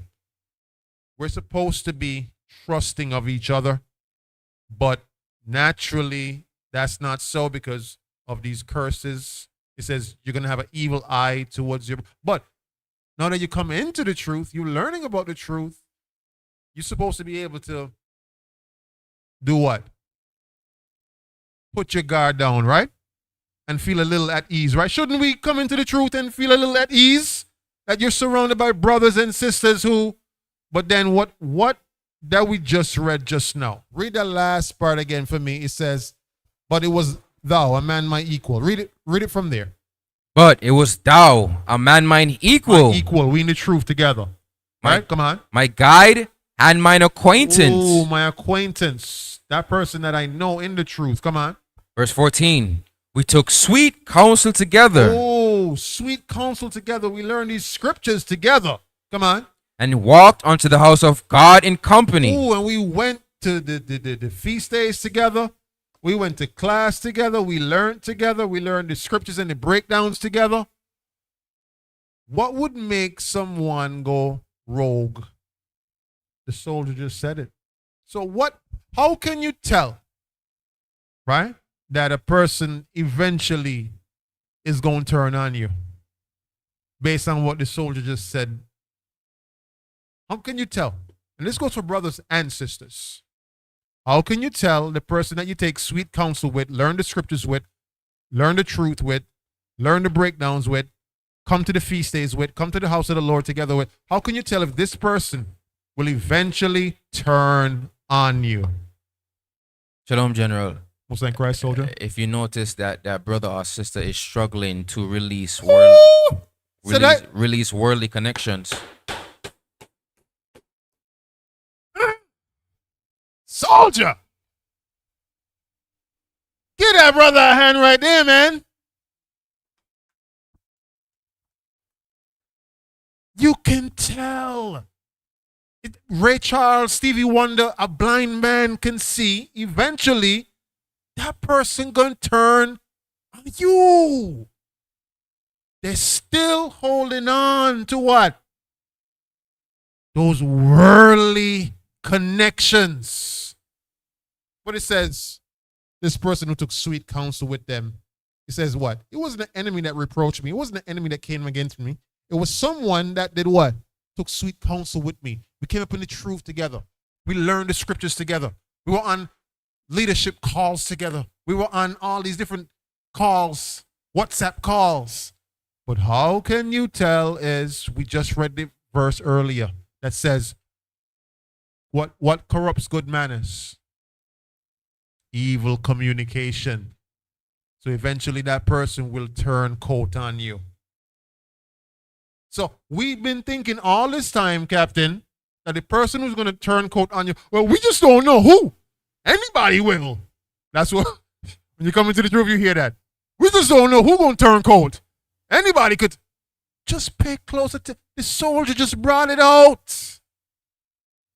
Everyone I've seen who turned coat, Captain, everyone had that common denominator about them. Everyone who's left the truth had that common denominator what the soldier just brought out against them. Everyone who's turned coat and went rogue had that what the soldier just brought out. Soldier, give yourself a round of applause, man. All praises. And so, Psalms 41 and verse 9. It's a pattern. And if you understand the patterns, you will see it. So, I be knowing, Captain, who going to turn coat just based on the scriptures. I don't got to say nothing. I be knowing. Good. Psalms 41 verse 9. Psalm chapter 41 and verse 9. Watch this. Yea, mine own familiar friend. My own familiar friend who's in the truth. Come on. In whom I trusted. Whom I trusted. Which did eat of my bread. Y'all eat bread together. You come to his house. You go to his house. He go to your house. Y'all come to the feast days together. Come on. Hath lifted up his heel against me. Eventually he gonna turn on you. Why? Because what? Evil communications corrupts what? Good manners. And eventually a person like that is going to turn again. A person who cannot let go of the worldly things and the worldly friends and the worldly communications and the worldly connections that they have, eventually they will become fully corrupt. And once they become fully corrupt, even they're trying. I'm not saying they're not trying. They're trying. I'm not saying this is a person who wants to be evil. I'm not saying this is a person that they take pride in being fully corrupt eventually. I'm not saying this is a person who just wants to dog you and wants to snake you out. This is the person that they're trying. They're genuinely trying, just like you're trying. But something is preventing them. The worldly connections that they refuse to let go. If you continue being so close to that person, once they get fully corrupt, they're going to turn coat on you. They're going to lift up their heel against you. They're going to stab you in the back. You must know these things. So a person that does not want to let go of worldly things fully, you keep what? You keep a what to them? A certain what? Distance. Because if you give them enough space, they will lift up their what against you? Their heel against you. In other words, they will betray you, come against you. You don't need to be somebody who has a microscope or magnifying glass to see that. The scriptures show you what will make someone turn coat and come against you. You just got to be smart enough and have the knowledge. Like it says, my people suffer because of lack of what? We're giving you the knowledge so you can see. Good. Micah 7 and verse 5. Micah 7 verse 5. Micah chapter 7 and verse 5. Trust ye not in a friend. Put ye not confidence in a guide. Keep the doors of thy mouth from her that lieth in thy bosom. So it says, trust not in a friend. What type of friend is this talking about?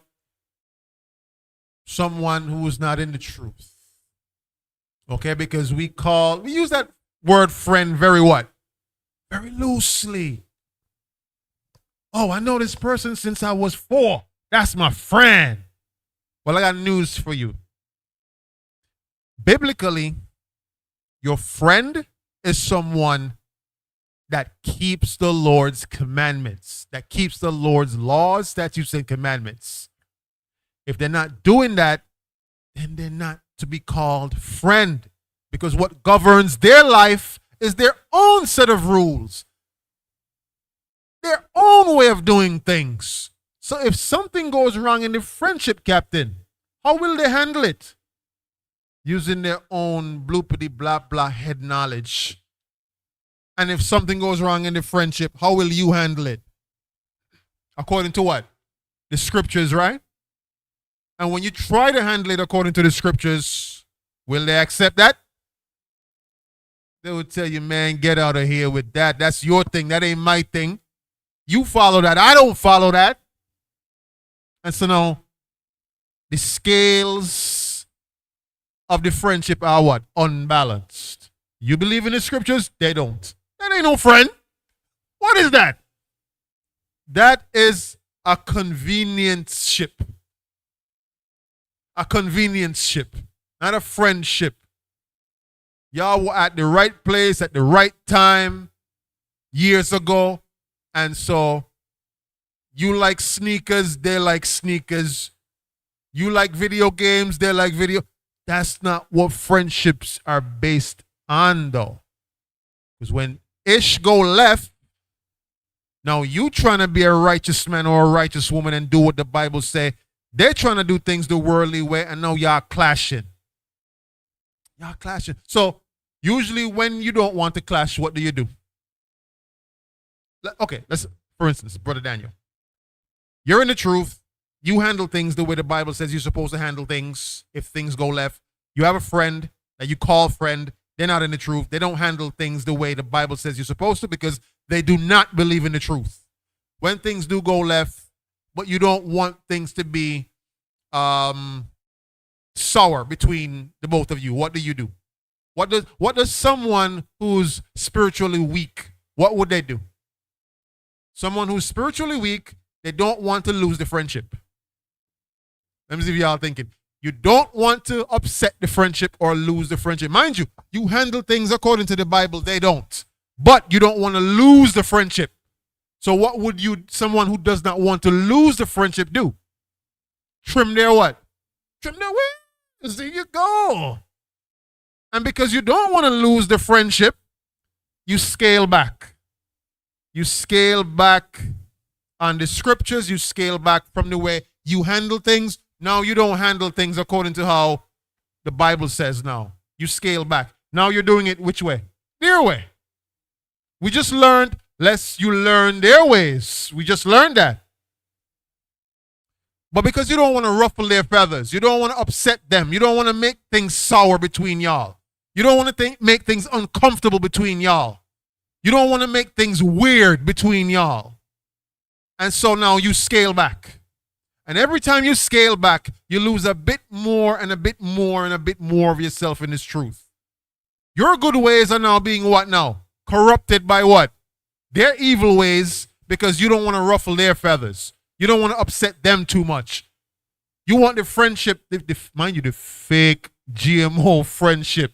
You want to hold on to it. You want it to last. But it's not based on anything of real value. It's based on bloopity blah blah. It's based on you like the same flavor Kool-Aid. That type of foolishness. Right? You like the color green, so they like the color green, so now we're friends for life. We're locked in for life. Right? You like to smoke weed? I love to smoke weed. I guess we're smoking buddies for life. A lot of y'all got friendships because of things like that. Oh, you like Hennessy? I love Hennessy. Now we're Hennessy brothers for life. Henny. Right? Y'all toasting it up. Henny. But what happens when there ain't no Henny around? What happens when the weed finish, the Hennessy finish? Right? What happens when things get real? Real issues come up in the relationship, in the friendship. What happens when real issues happen and you are in the truth? Right? How will you handle the situation?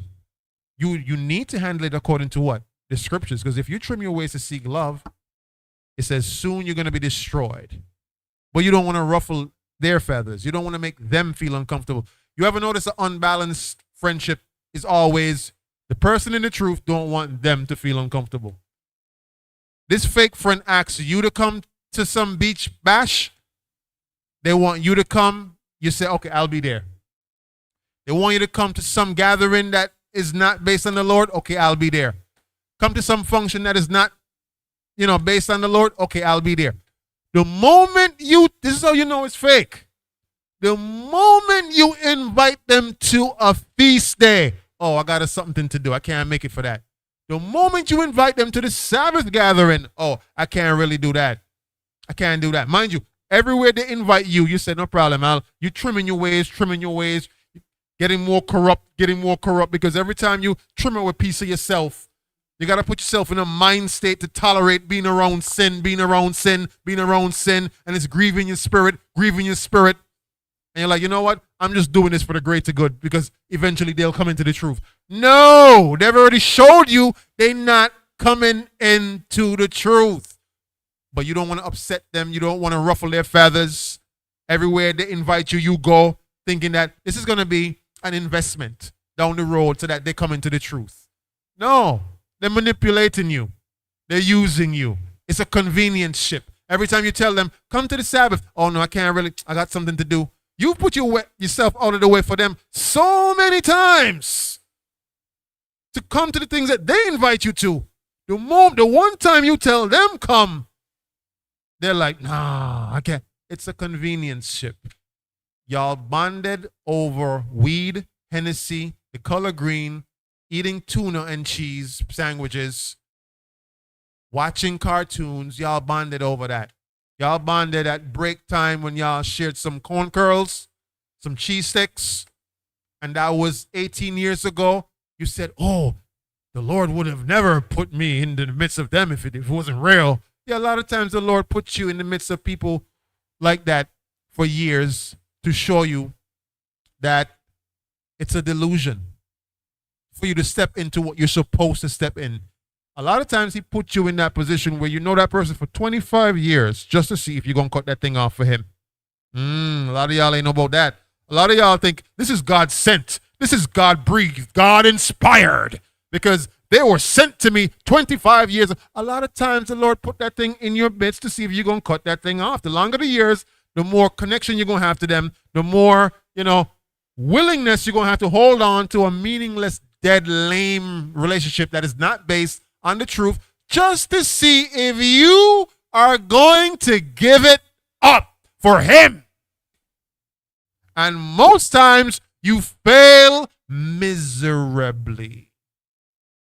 And now you're the person that's going turncoat on everybody in the truth. Now you're the betrayer. Because you're still holding on. You was looking at everybody else thinking that this person going to eventually turn. That person going to turn. Oh no, my leader's going to turn. That person, that sister going to turn. That brother going to turn. When meanwhile, whole time, you the one that's turning. Because you don't want to let go from the meaningless friendships you got in the world.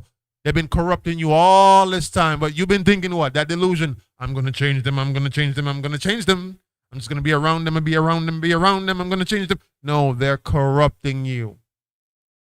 Especially if you've been problematic in the congregation. It's evident that they've been corrupting you. You ain't been coming into the way the Bible thinks. You've been holding on to the way that they think.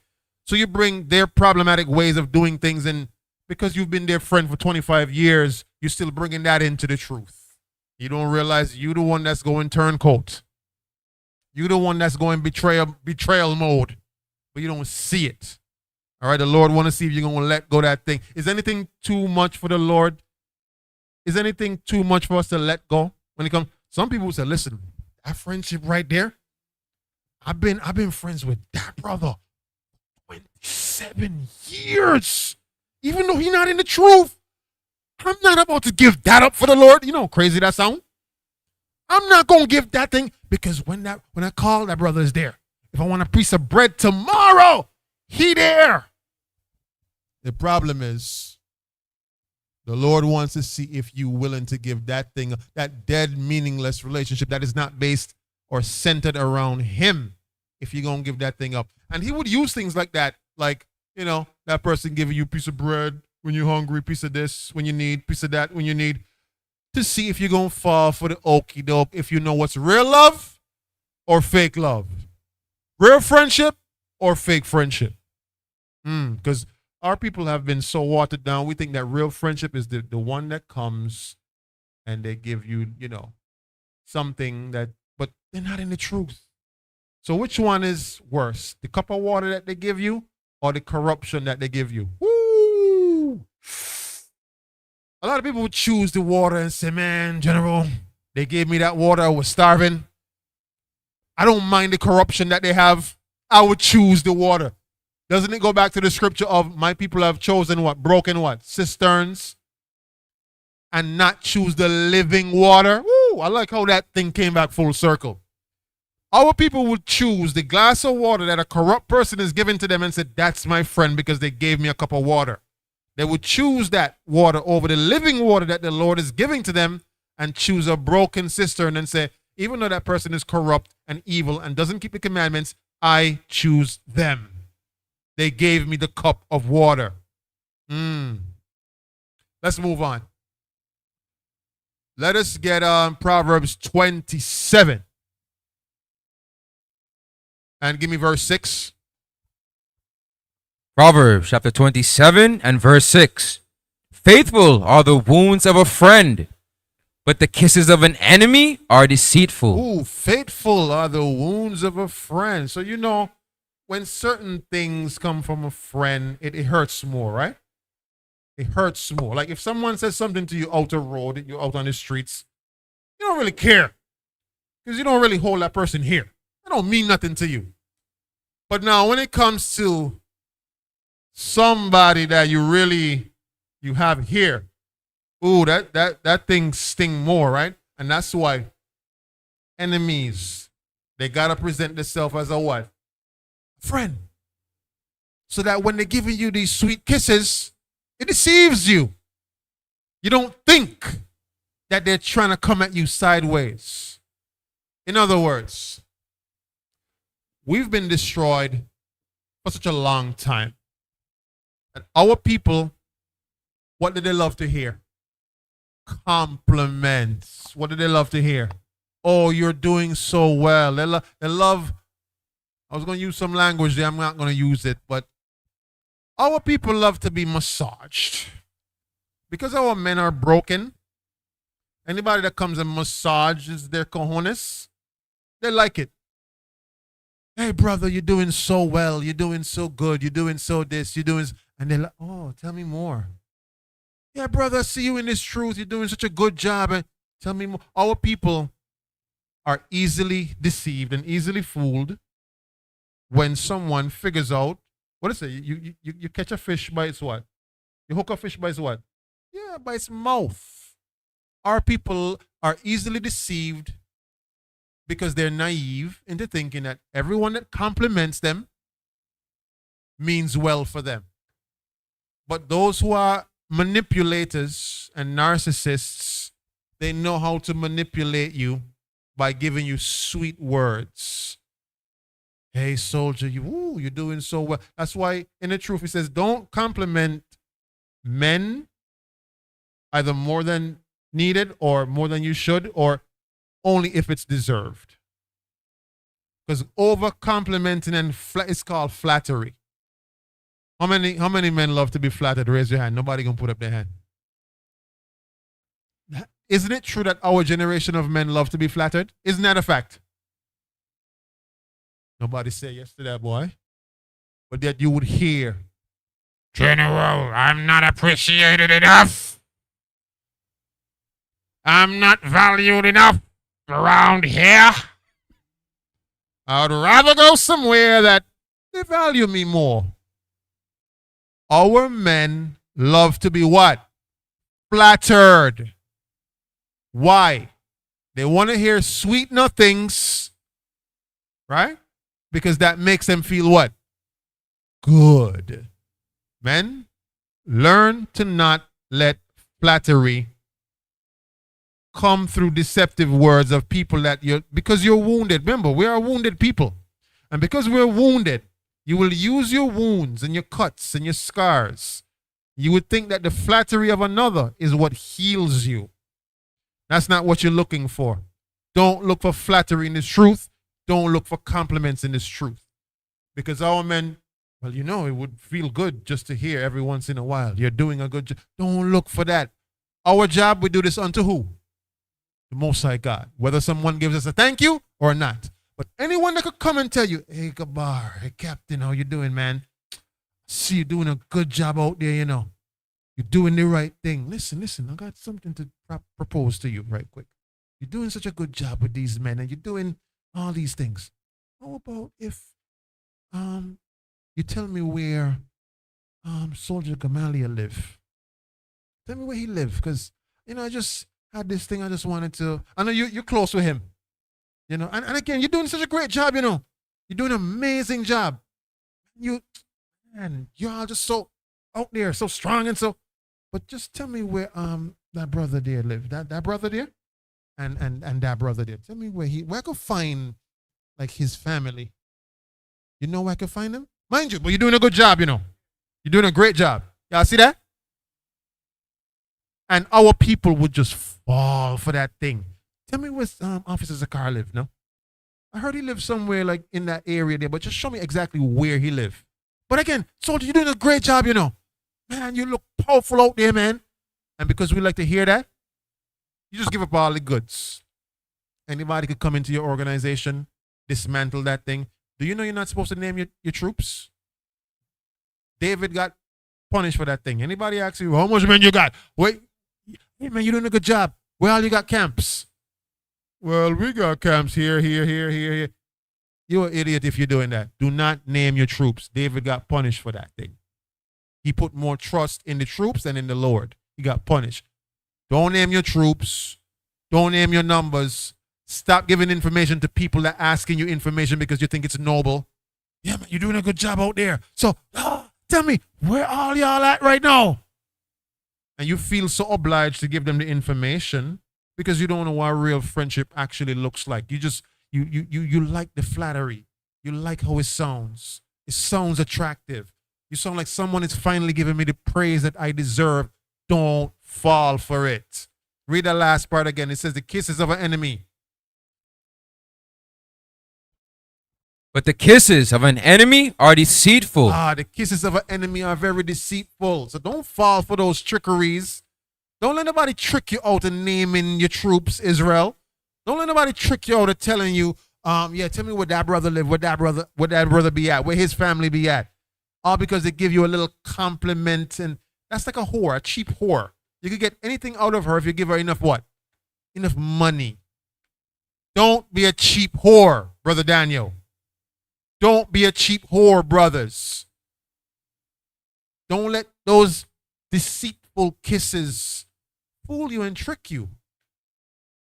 Sirach 6 and 8. Sirach 6 and 8. Sirach chapter 6 and verse 8. Mm-hmm. For some man is a friend for his own occasion, and will not abide in the day of thy trouble. Read. Verse 9. And there is a friend who being turned to enmity and strife will discover thy reproach. Read. Verse 10.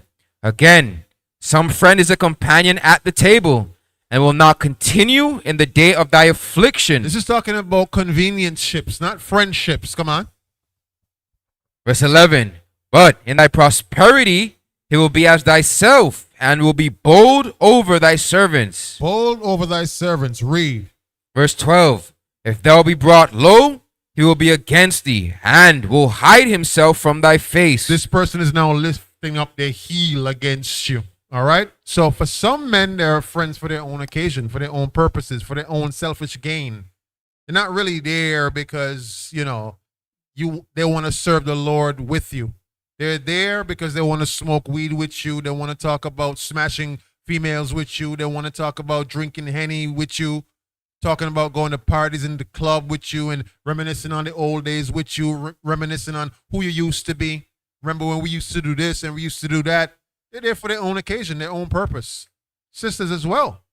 You have some sisters only want to befriend you because they love hair too. They love nails too. They love that type of dress too. Or they love this type of food. They're foodies, so you're a foodie. Oh, I'm a foodie, you're a foodie, we're best friends. They're for their own occasion, their own purpose. They're not really there to serve the Lord with you and to direct y'all friendships are right. You understand that? Give me Sirach 12 and verse 8. They're not really there for the purpose of worshiping and honoring the Lord with you. Sirach 12 and 8. Sirach chapter 12 and verse 8. A friend cannot be known in prosperity. When things are great, you can't really know who your true friends are. When things are really up and everything is going well, you will not know who your true friends are. And your true friends in the Lord. Read on. And an enemy cannot be hidden in adversity. Read. Verse 9.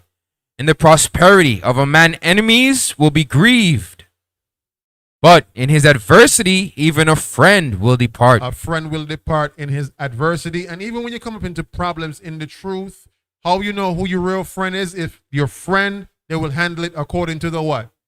The scriptures or the truth. That's how you know who is a true friend. A friend will not be known in prosperity. An enemy cannot be hidden in adversity. So when you're going through your adversity in the truth, you're going through what you're going through in the truth, you will see if that friend handles things according to what? Scripture. There you go, according to the scriptures. But it cannot be known unless you go through the adversity, and you will then see if they're going to handle things according to what? The scriptures. If they don't handle it according to the scriptures, that ain't your real friend. Sorry, that's just a convenience ship. And that's you got to call it what it is. Give me Sirach 37 and verse One, you have to call it what it is, a convenience ship. Stop calling it a friend. Stop saying that's my real friend. That's my friend for life. It's fake. Sirach chapter 37 and verse 1. Every friend saith, I am his friend also. Everyone uses that term loosely. I'm a friend. Come on. But there is a friend which is only a friend in name. They're only a friend in name, Captain. Only in the name of that word. Read on. Verse 2. They don't really serve the Lord like that with you. Come on. Is it not a grief unto death when a companion and friend is turned to an enemy? When you have a companion and a friend that's in this truth with you, but now they turn to an enemy because they're not in the truth anymore. They don't handle things according to the scriptures. They're not a true friend because they wanted to go the worldly way. Read on. Verse 3. O wicked imagination, whence camest thou in to cover the earth with deceit? With deceit and delusions. You see, when you're in the world, all you're going to be covered with is deceit and delusion.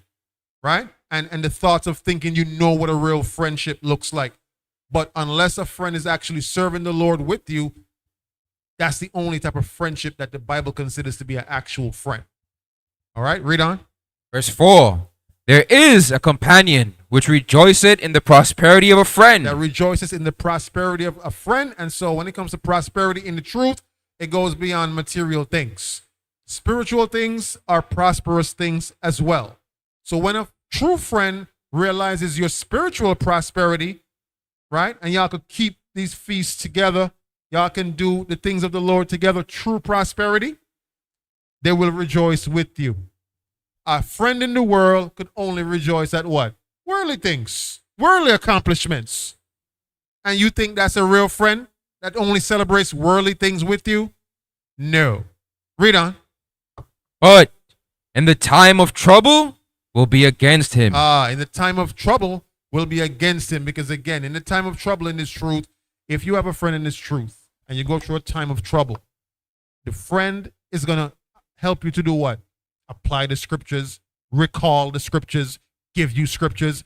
A true friend will comfort you in the word. A worldly convenience ship will just tell you, don't worry, everything is going to be all right. Everything going to be fine. Don't worry. This too shall pass. Don't worry. They're not going to give you any real spiritual edification.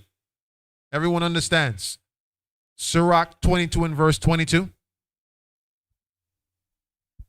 They can't give you what you need spiritually. Come on. And you got to understand this. Let me just make this statement. An acquaintance or convenience ship in the world cannot give you what you need spiritually. So what are you holding on to them for? Just because y'all go back to the third grade together? Shoot, I go back to everybody that was in my class with the third grade. That don't mean nothing. I got many people that I know from third grade. That don't mean nothing. Read. Sirach chapter 22 and verse 22. If thou hast opened thy mouth against thy friend, fear not, for there may be a reconciliation, except for upbraiding or pride, or disclosing of secrets. Ooh, disclosing of what? Of secrets. Read. Or a treacherous wound. Or for treacherous wound. Wow, come on. For these things every friend will depart. Good. So every friend, if you uncover their secrets, if you uncover the treacherous wounds about their life, they will depart. Why would someone do that if you're in the truth with them together? Because they turn coat on you because their good manners have been what? Corrupted. So now they're letting out all your secrets, all your this, all your that, right? You're not supposed to do that if you're a true friend in this truth. Now, we're not talking about sin. Because what law says you're not supposed to withhold sin? Who could tell me? What's the law? Y'all supposed to know this off the top of your head. No secret sin. No secret sin. Maybe the comments might put it in. It's supposed to be Leviticus 5. No secret sin. So, will a true friend help you to conceal sin? Oh, they will not. You understand that? Good. A true friend will correct you on the sin and tell you that is off and to correct that thing. Sirach 27 and verse 16.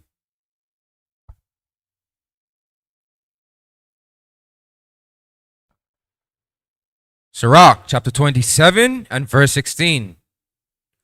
Whoso discovereth secrets loseth his credit. Loses his credit. Come on. So two friends in the truth, you're discovering secrets. We're talking about personal things about that person that you're supposed to keep concealed. We're not talking about sin. Again, we're not talking about sin. Read on. And shall never find friend to his mind. Read. Verse 17. Love thy friend, and be faithful unto him. But if thou bewrayest his secrets, follow no more after him. Yeah, people that love to chat your personal business and stuff like that, don't be friends with that type of person. That ain't a true friend. You understand? Again, we're not talking about withholding sin. A true friend will help you to expose your sin. Okay? Good. But we're talking about personal things about yourself that you only told to them. A true friend is not going to be revealing those things. All right? They lose their credit after that. Sirach 29 and verse 4. Sirach chapter 29 and verse 4. Many, when a thing was lent them, reckoned it to be found, and put them to trouble that helped them. Read. Verse 5. Till he hath received, he will kiss a man's hand. Kiss a man's hand. And for his neighbor's money, he will speak submissly. Ooh, he will speak submissly. Come on. But when he should repay, so you're going to be like, please, let me just, I got this to do and that to do. Got to put back on my lights, You come with all the nice words. Yeah, Captain, see you out there doing your thing. Listen, I could just hold a couple dollars real quick. But when it's time to repay, come on. he will prolong the time. Oh, you're going to say, give me till next year.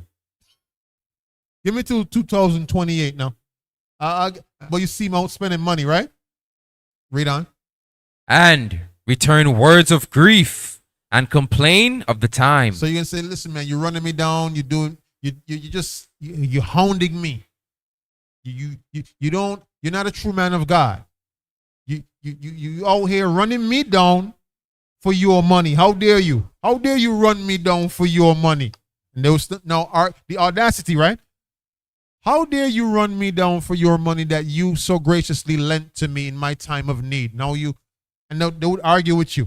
Ain't nobody want your stinking money.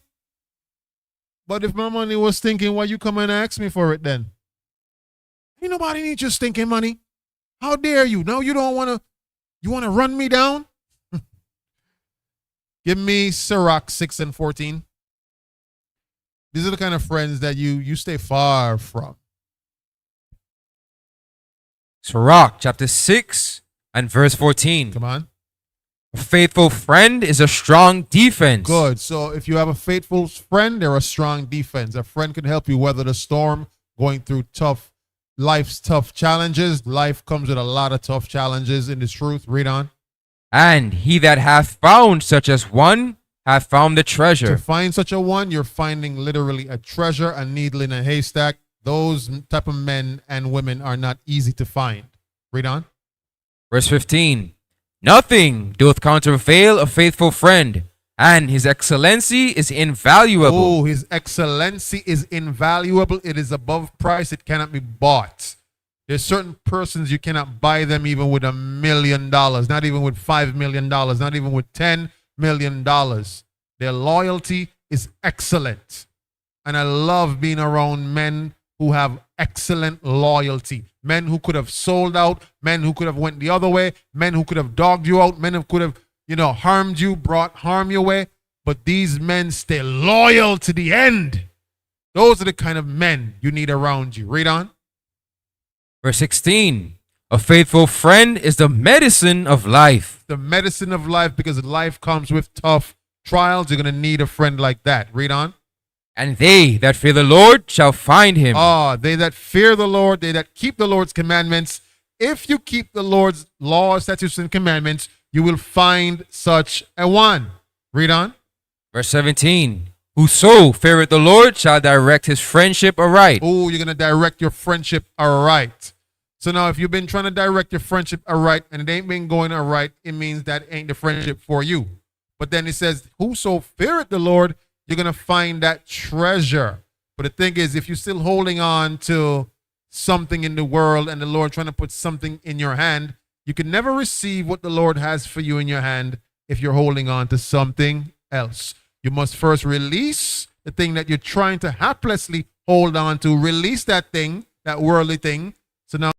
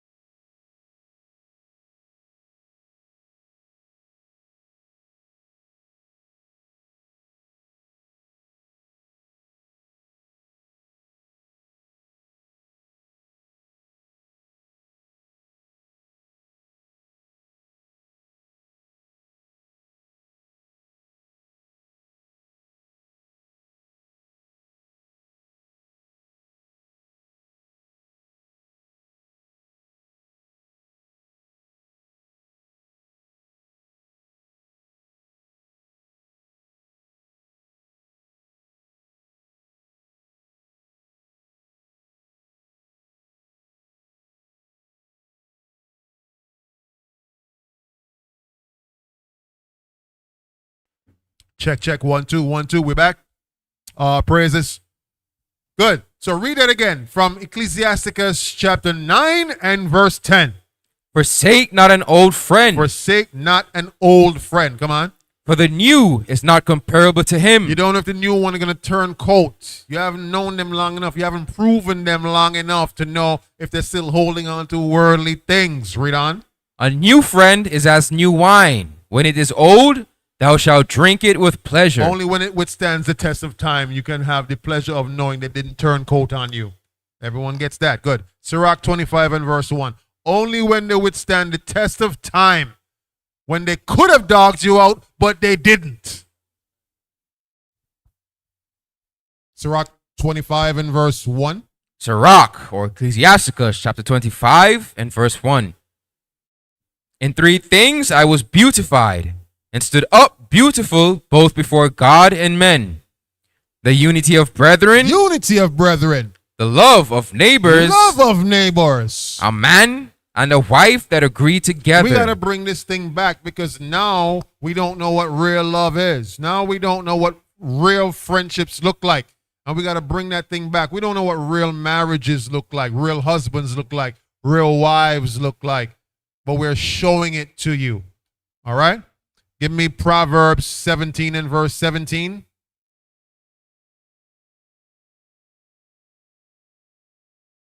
We got some real wives in TOC for sure. Absolutely. Our righteous rubies, you got to give it up for those sisters. We got some real wives in TOC. Proverbs 17. Proverbs chapter 17 and verse 17. A friend loveth at all times, and a brother is born for adversity. He's born for the purpose of when you go through your adversity, this brother can comfort you with the scriptures. He's born for that time so that in that time of your trouble, he knows exactly what scriptures that you need. He knows exactly how to not even speak words and just comfort you with his presence because you know this is a loyal friend to the end. Proverbs 18 and 24. Proverbs chapter 18 and verse 24. So for those of you that say, I don't have any friends in the truth, read. A man that hath friends must show himself friendly. Good. So you must first show yourself to be friendly. You want friends? Show yourself to be friendly. Don't say, well, I don't gel with that person. I don't get along with that. Then you're going to have to gel. That's what it means to gel. Gelling with a person, you got to now start getting to know that person, start proving that person, show yourself to be friendly. If you're keeping the commandments, they're keeping the commandments, start gelling. All right? But eventually, after proving, you'll know whether or not they're still holding on to worldly things and worldly people and worldly mentalities. Good. Give me. Yes, finish it out for me. Finish it out. And there is a friend that sticketh closer than a brother. Even closer than a blood brother. You understand that, Brother Daniel? Some people that you know in this truth, they're going to come and they're going to stick with you for life. Closer than, because remember, the scriptures also show you that a man of, your family, a man of your own kin will end up being your enemy. Your own household. They're going to turn into your own enemies when you come into this truth. Right? Christ said he came to bring a what? Not peace, but a sword. He come to separate you. So the men that you're going to find in the truth, they're going to stick closer to you than brothers. You understand that? Ask anybody that got a bunch of siblings. They will tell you, shoot, half of my siblings, I don't even really speak to that like that because they're not in the truth. Christ said, who is my brother? Who is my mother? Who is my father? Who is my sister? Them that do the will of the Lord. Right? So even though you might have come through the same loins as someone, you might have the same mother, the same father, you would find that in this truth, you're going to find people stick closer to you than those same siblings who you grew up with because they went a different direction in life. They did not come into this truth, but you did. The Lord selected you. Because of that, you're going to come into contact and friendships of some real friendships. You're going to go through some betrayals, yes, but you're going to come into some real friendships. Always remember how you can know if somebody going to turn coat. The soldier answered that thing earlier accurately. You can always see the signs of the things that they choose to still hold on to in the world. Give me Proverbs 26.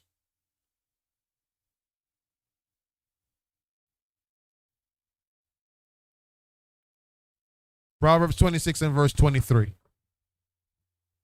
Proverbs chapter 26 and verse 23. Burning lips and a wicked heart are like a potsherd covered with silver dross. Read. Verse 24. He that hateth dissembleth with his lips, and layeth up deceit within him. Read. Verse 25. When he speaketh fair, believe him not. Believe him not. So you got to understand that some people come with sweet words. Some people come with manipulation words. Some people come and they say all the right things. Don't believe them because of their words.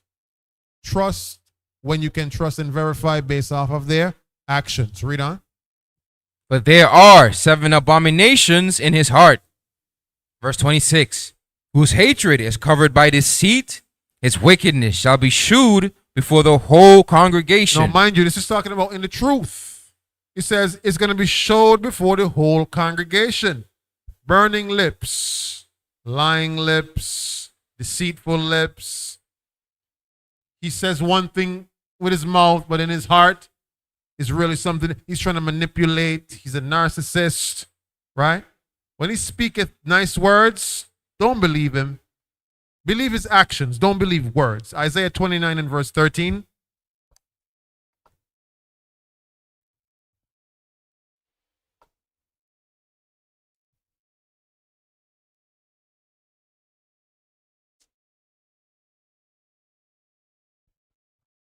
Isaiah chapter 29 and verse 13. Wherefore the Lord said, for as much as this people draw near me with their mouth and with their lips do honor me, but have removed their heart far from me, and their fear toward me is taught by the precept of men. So now we know worldly friendship. It's taught by the precept of men, not based on the Lord, not based on the commandments. So this worldly concept that you have of friendship, you have to now discard that. And you have to go based on what the Bible shows you real friendship is. Jeremiah 9 and 8. You have to discard that worldly thoughts of what you think friendship was. Jeremiah chapter 9 and verse 8. Their tongue is as an arrow shot out. It speaketh deceit. It speaketh deceit.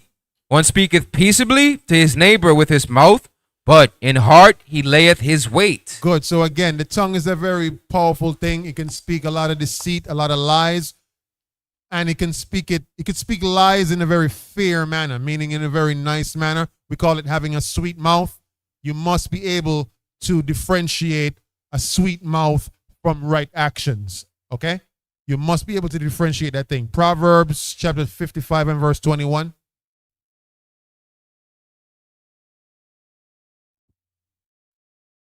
Sorry, Psalms. I said Proverbs, forgive me.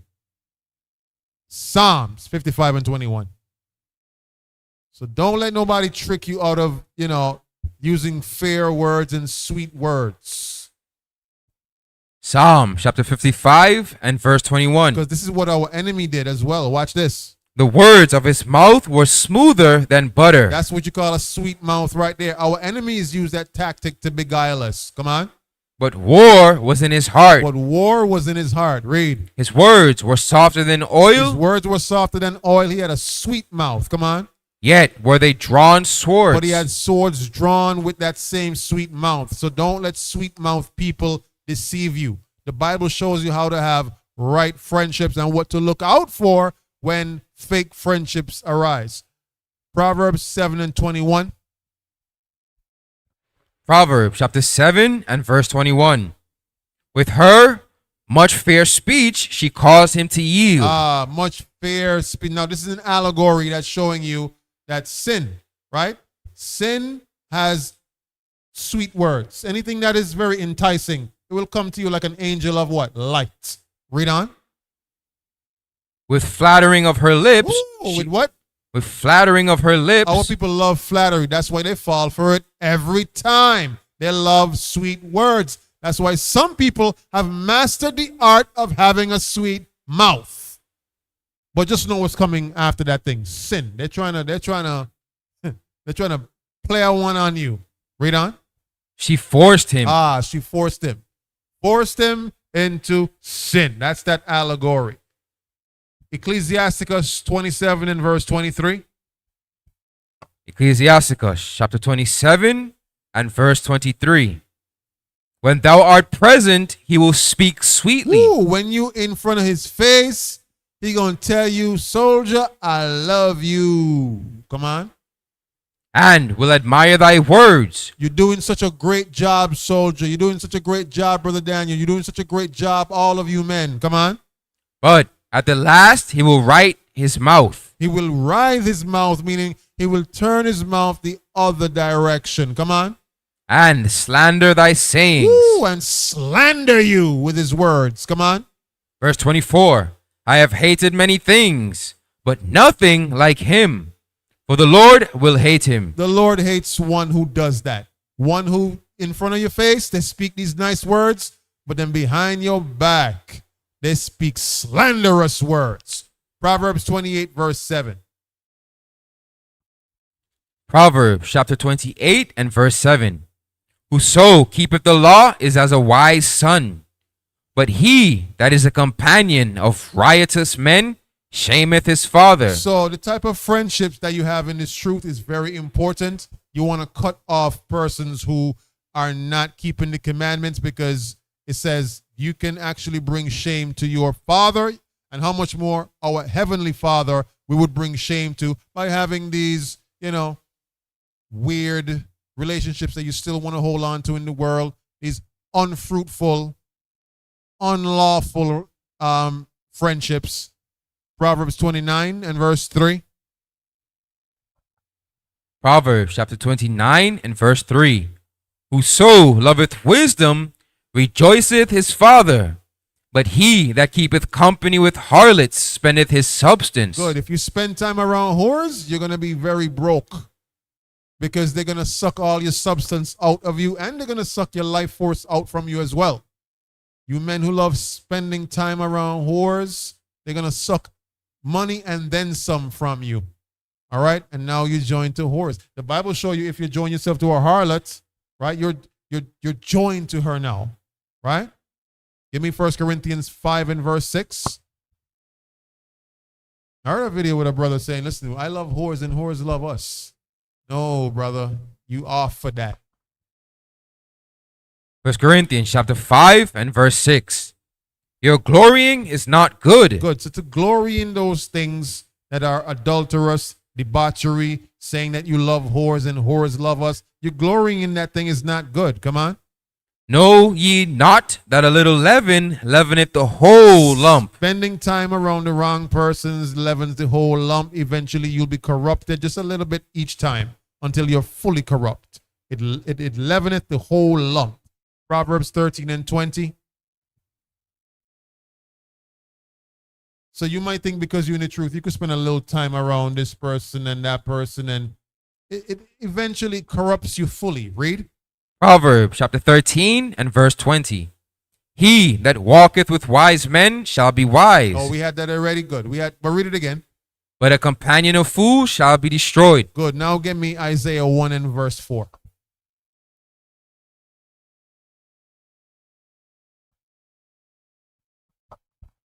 Isaiah chapter 1 and verse 4. Read. A sinful nation, a people laden with iniquity, a seed of evildoers. So a remnant of evildoers that does things according to the world standards now, the worldly friendships. Read on. Children that are corrupters. They have forsaken the Lord. They have forsaken the Lord. Their friendships are not based on the Lord. Read. They have provoked the Holy One of Israel unto anger. Read. They are gone away backward. They're gone away backwards. So we're not actually progressing by living a life that's outside of the truth. Because if your friendships are off, your marriages are off, your relationships are off, everything will be off. You're going backwards. Wisdom of Solomon 1 and verse 16. Wisdom of Solomon chapter 1 and verse 16. But ungodly men with their works and words called it to them. For when they thought to have it their friend, they consumed to naught. They consumed to naught. Come on. And made a covenant with it. Read. Because they are worthy to take part with it. They are worthy to take part with it. So it says, when ungodly men with their works and their words called it to them. So you see, if you're spending time with ungodly men with ungodly works, then eventually what's going to happen is you're going to be just like them. You understand that? You're going to take part with it. All right? Sirach 13 and verse 1. Ecclesiasticus 13 verse 1. You're going to take part of it with them. Come on. Ecclesiasticus chapter 13 and verse 1. He that toucheth pitch shall be defiled therewith. You see that? Even by touching the pitch, you could be defiled just by touching it. Come on. And he that hath fellowship with a proud man shall be like unto him. Shall be like unto him. That's the same thing as taking part with it with them. All right. Being just like them. All right. So separate yourselves from persons who are not in the truth. It's very important that you do so. Proverbs 11 and verse 14.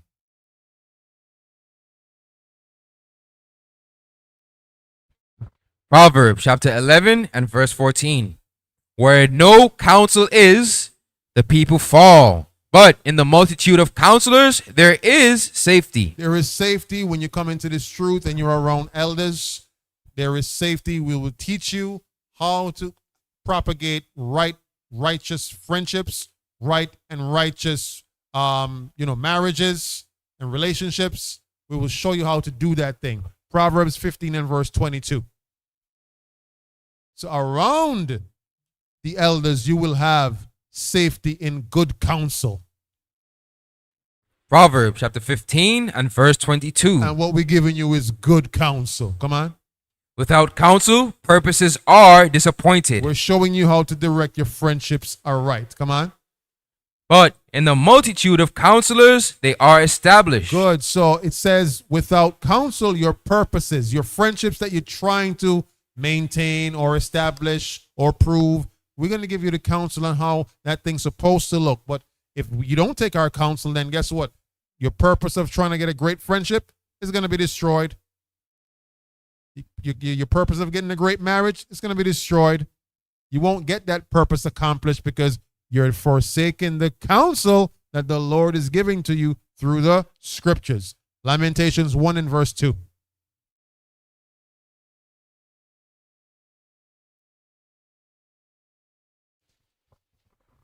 Lamentations chapter 1 and verse 2.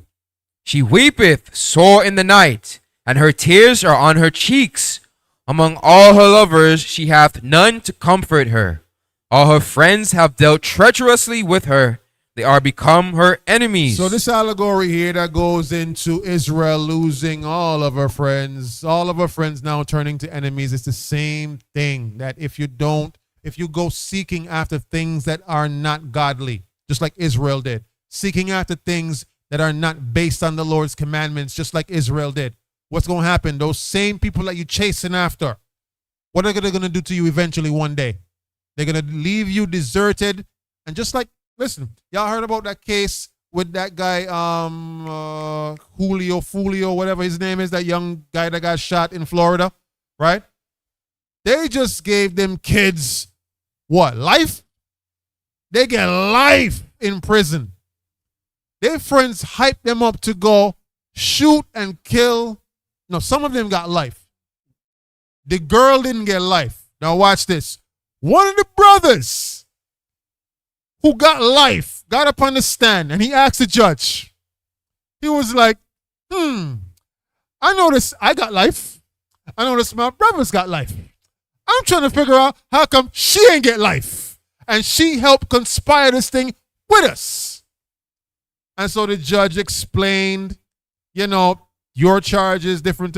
He's just wondering, she snitch? Because how she get 15 years and we get life? I'm saying all that to say this. When you're in the world and you think you running these missions with friends and doing all these things with friends and you think that your friend is there, let me tell you something. When you're behind a cold cell or you in the cemetery somewhere, right? Ain't gonna be no friend there to rescue you. No friend. All your friends are gonna desert you. The same friends you were running after, they're now not there to save you. When you're about to get life in prison, they're not there to save you. They deserted you. Right? I remember one brother saying, listen, I've been in the can for at least the past 15 years. Not one of those friends who was on the streets with me came to see me in the hole, man. None of them. They desert you. And the Lord tried to show Israel that. Israel didn't work. So read that again. She weepeth. She weepeth sore in the night, and her tears are on her cheeks. This is Israel now pining over the captivity that she's been in, right? Crying out to the Lord, right? Read on. Among all her lovers, she hath none to comfort her. Wow, those same gods she went after, they're not even there to comfort her anymore. Come on. All her friends have dealt treacherously with her. Uh-oh. They are become her enemies. They have become her enemies now. They're nowhere to be found. And that's what happens to you when you go after the wrong type of friendships, because I always say this, listen, it's better to upset the enemy than for you to go home feeling like, what have I done? Why should I have done that? Listen, sisters, if you're out, right, with your man, your husband, and a man approaches you and he tries to talk to you, sweet talk you, sweet mouth you, try to touch you in some way, and you actually give him the time of day while your man is right there. He's going to go home. He's going to probably eat some, fried chicken, relax up there with his dragon breath lady, sitting up somewhere with Pampers all on the floor somewhere, just doing God knows what, right? You're going to go home and you're going to be in a bad mood. Your husband is going to be upset at you. You're going to have to live with the fact that you allowed that thing when you could have instantly just said, listen, that's not necessary. Now you got to go home to an angry husband while the person that did that to you, you could have said, listen, don't do that. No, a lot of sisters, I'll agree. They don't do it because they don't want the other person to feel what? Uncomfortable. They don't know how to bring that across. So they just kind of just stay there and just kind of uncomfortably smile. It's not always their fault, but you have to learn how to upset the enemy. Because remember, they're going to go home and just do whatever they do and just chill out and have a great weekend. You're going to go home and feel upset, be in an argument from the whole weekend with your husband when all you had to do was say, that's not necessary. You understand that? Because when you're going through your trouble, that person ain't nowhere to be found. You understand that? Good. Give me the book of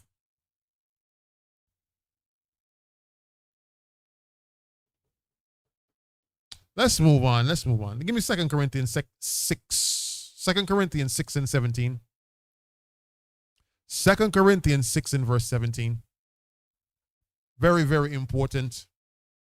All right. Very important. 2 Corinthians chapter 6 and verse 17. Wherefore come out from among them, and be ye separate, said the Lord. Separate from them. Cut off worldly friendships. Well, I can't call them friendships. Convenience ships. Cut them off. They're of no use to you. Come on.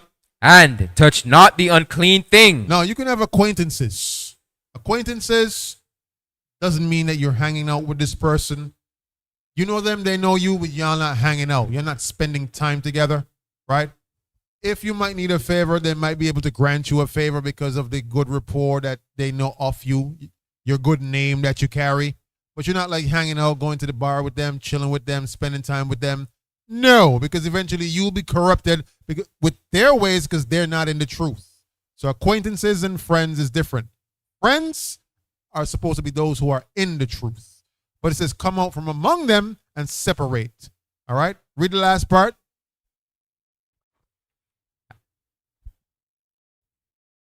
And touch not. And touch not the unclean thing, and I will receive you. Touch not the unclean thing. This is also going into unclean friendships. There are unclean friendships. People who are not in the truth. That thing is unclean. So you might be concerned about, well, I ain't eating no shrimp, crab, pork, and lobster, but you got unclean friendships. That don't make no sense. Touch not the unclean thing. Then the Lord will receive you. A lot of times you ain't realize the Lord ain't received you yet. Why? You're still holding on to something you should have let go the moment that you realize that that so-called friend ain't coming into the truth. Let it go. Revelation. No, let's move on. Psalms 1 and verse 1.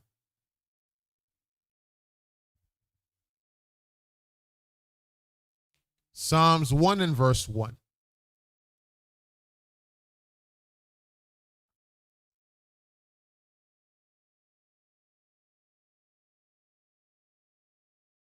So a lot of times, the reason why the Lord cannot bless, he cannot receive you, is because you are touching the unclean friendships that he told you to let go. Read.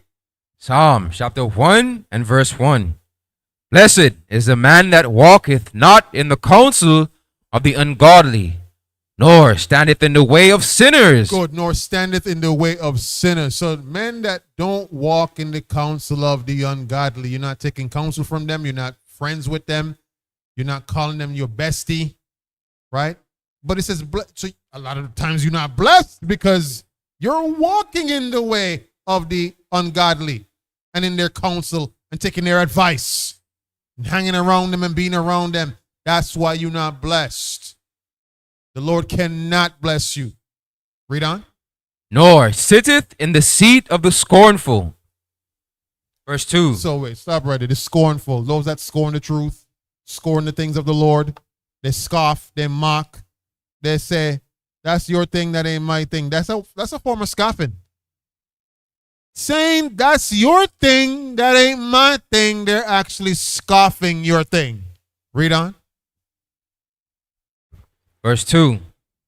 But his delight is in the law of the Lord. Ah, that's a true friend right there. Someone who delights in the law of the Lord. Come on. And in his law doth he meditate day and night. That's a real friend. That's the kind of friend you should desire. Someone who meditates on God's laws day and night. Proverbs 9 and 6. You ain't trying to be walking in the counsel of the ungodly. What you look like talking about you in the truth doing that? That's his madness. That is a fake friendship.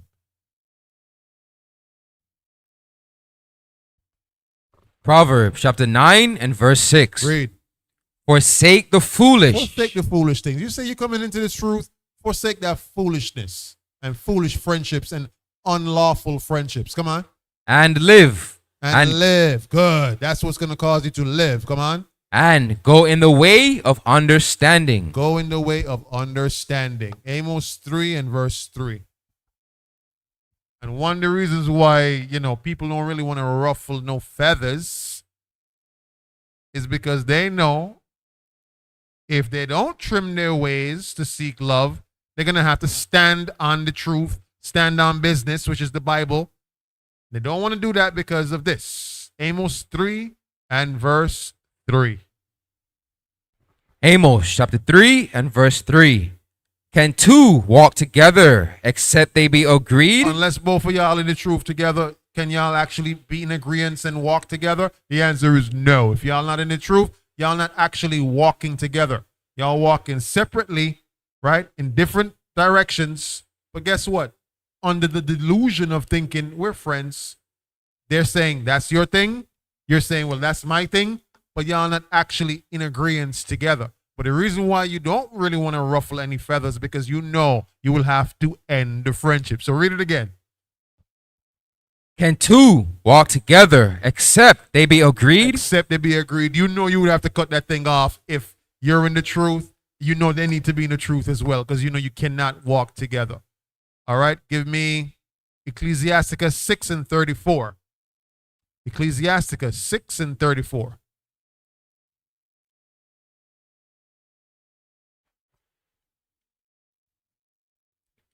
Ecclesiasticus chapter 6 and verse 34. Stand in the multitude of the elders and cleave unto him that is wise. Good. So you got to stand in the multitude of the elders, the real men of the Lords. That's who you need to be around. Come on. Verse 35. Be willing to hear every godly discourse. Every godly discourse, not evil communication. Things that are against the commandments, godly discourse. Things that are about the commandments. Read on. And let not the parables of understanding escape thee. Don't let the understanding that the elders have go over your head. Read on.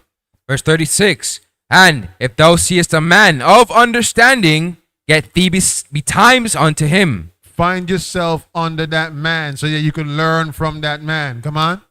And let thy foot wear the steps of his door. Same thing for the sisters. You see a sister that got great understanding, get in with her, talk with her, rap with her, chat with her, develop a rapport with her. Read on. Verse 37.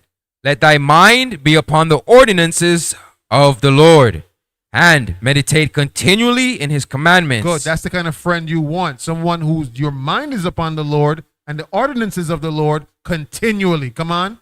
He shall establish thine heart and give thee wisdom at thine own desire. At your own desire, he will give you that wisdom that you need. 1 Corinthians 5 and verse 9.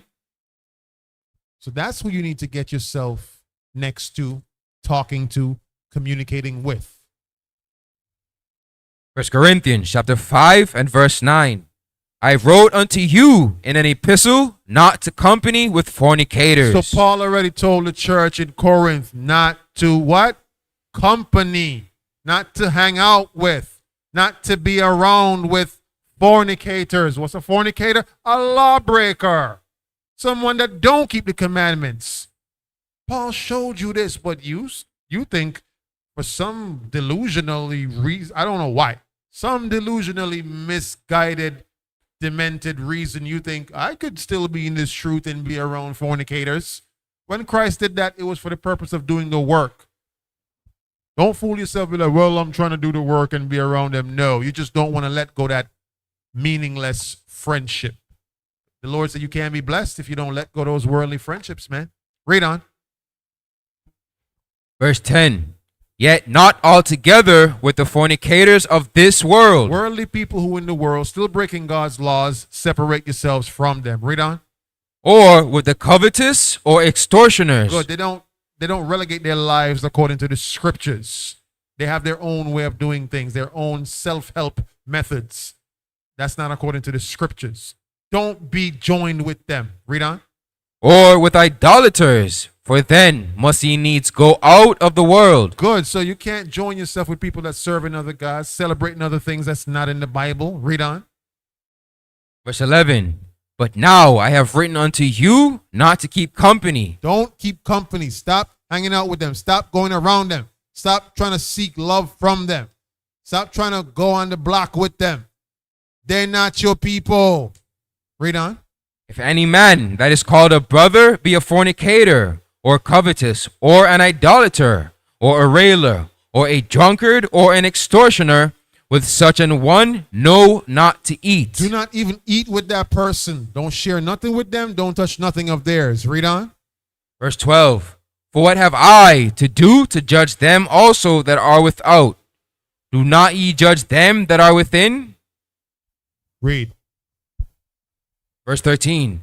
But them that are without God judgeth. Remember, those who in the world, God is going to judge them. You trying to be joined to them so God could judge you too? No. What you want to do is repent, keep these commandments, and then find friendships with people who are also in the truth. All right? Let's get Baruch 4, verses 1.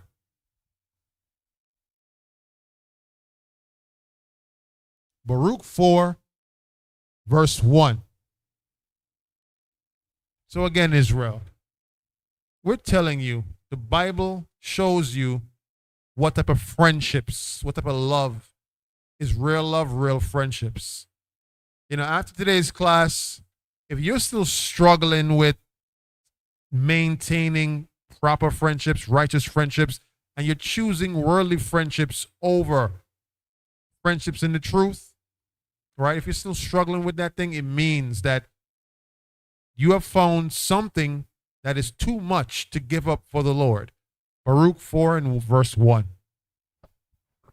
Baruch chapter 4 and verse 1.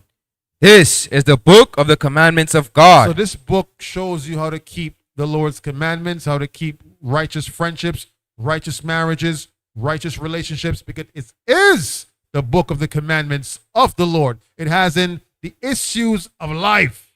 It shows you how to handle life. Come on. And the law that endureth forever. So these laws, they're supposed to govern your life forever. Govern your friendships forever.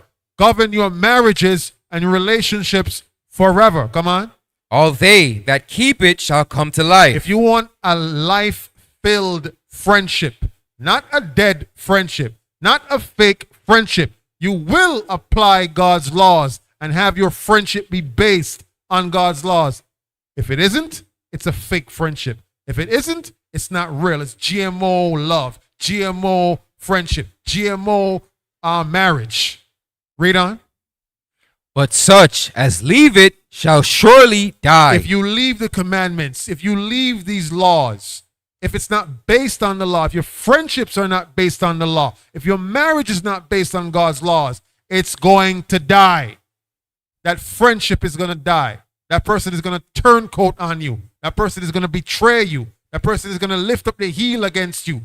Your wife is going to cheat on you if it's not based on the law, because she's going to give in to a spirit of adultery. Your husband is going to commit adultery if he's not keeping these laws. Everything must be based on the law. Otherwise, that relationship, that friendship, that marriage is going to die. Read on. Verse 2.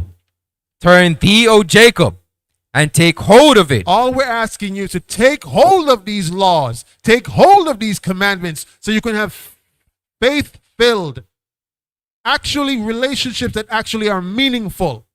You can actually have marriages that last the test of time, friendships that don't go rogue, friendships that don't go turncoat. Just take hold of it. All we're asking you to do, apply these commandments, Israel. Direct your friendships aright, Israel. Cut off fake friendships, Israel. Cut off meaningless friendships, meaningless fake love. Don't trim your ways to seek love, but take hold of these commandments. Read on.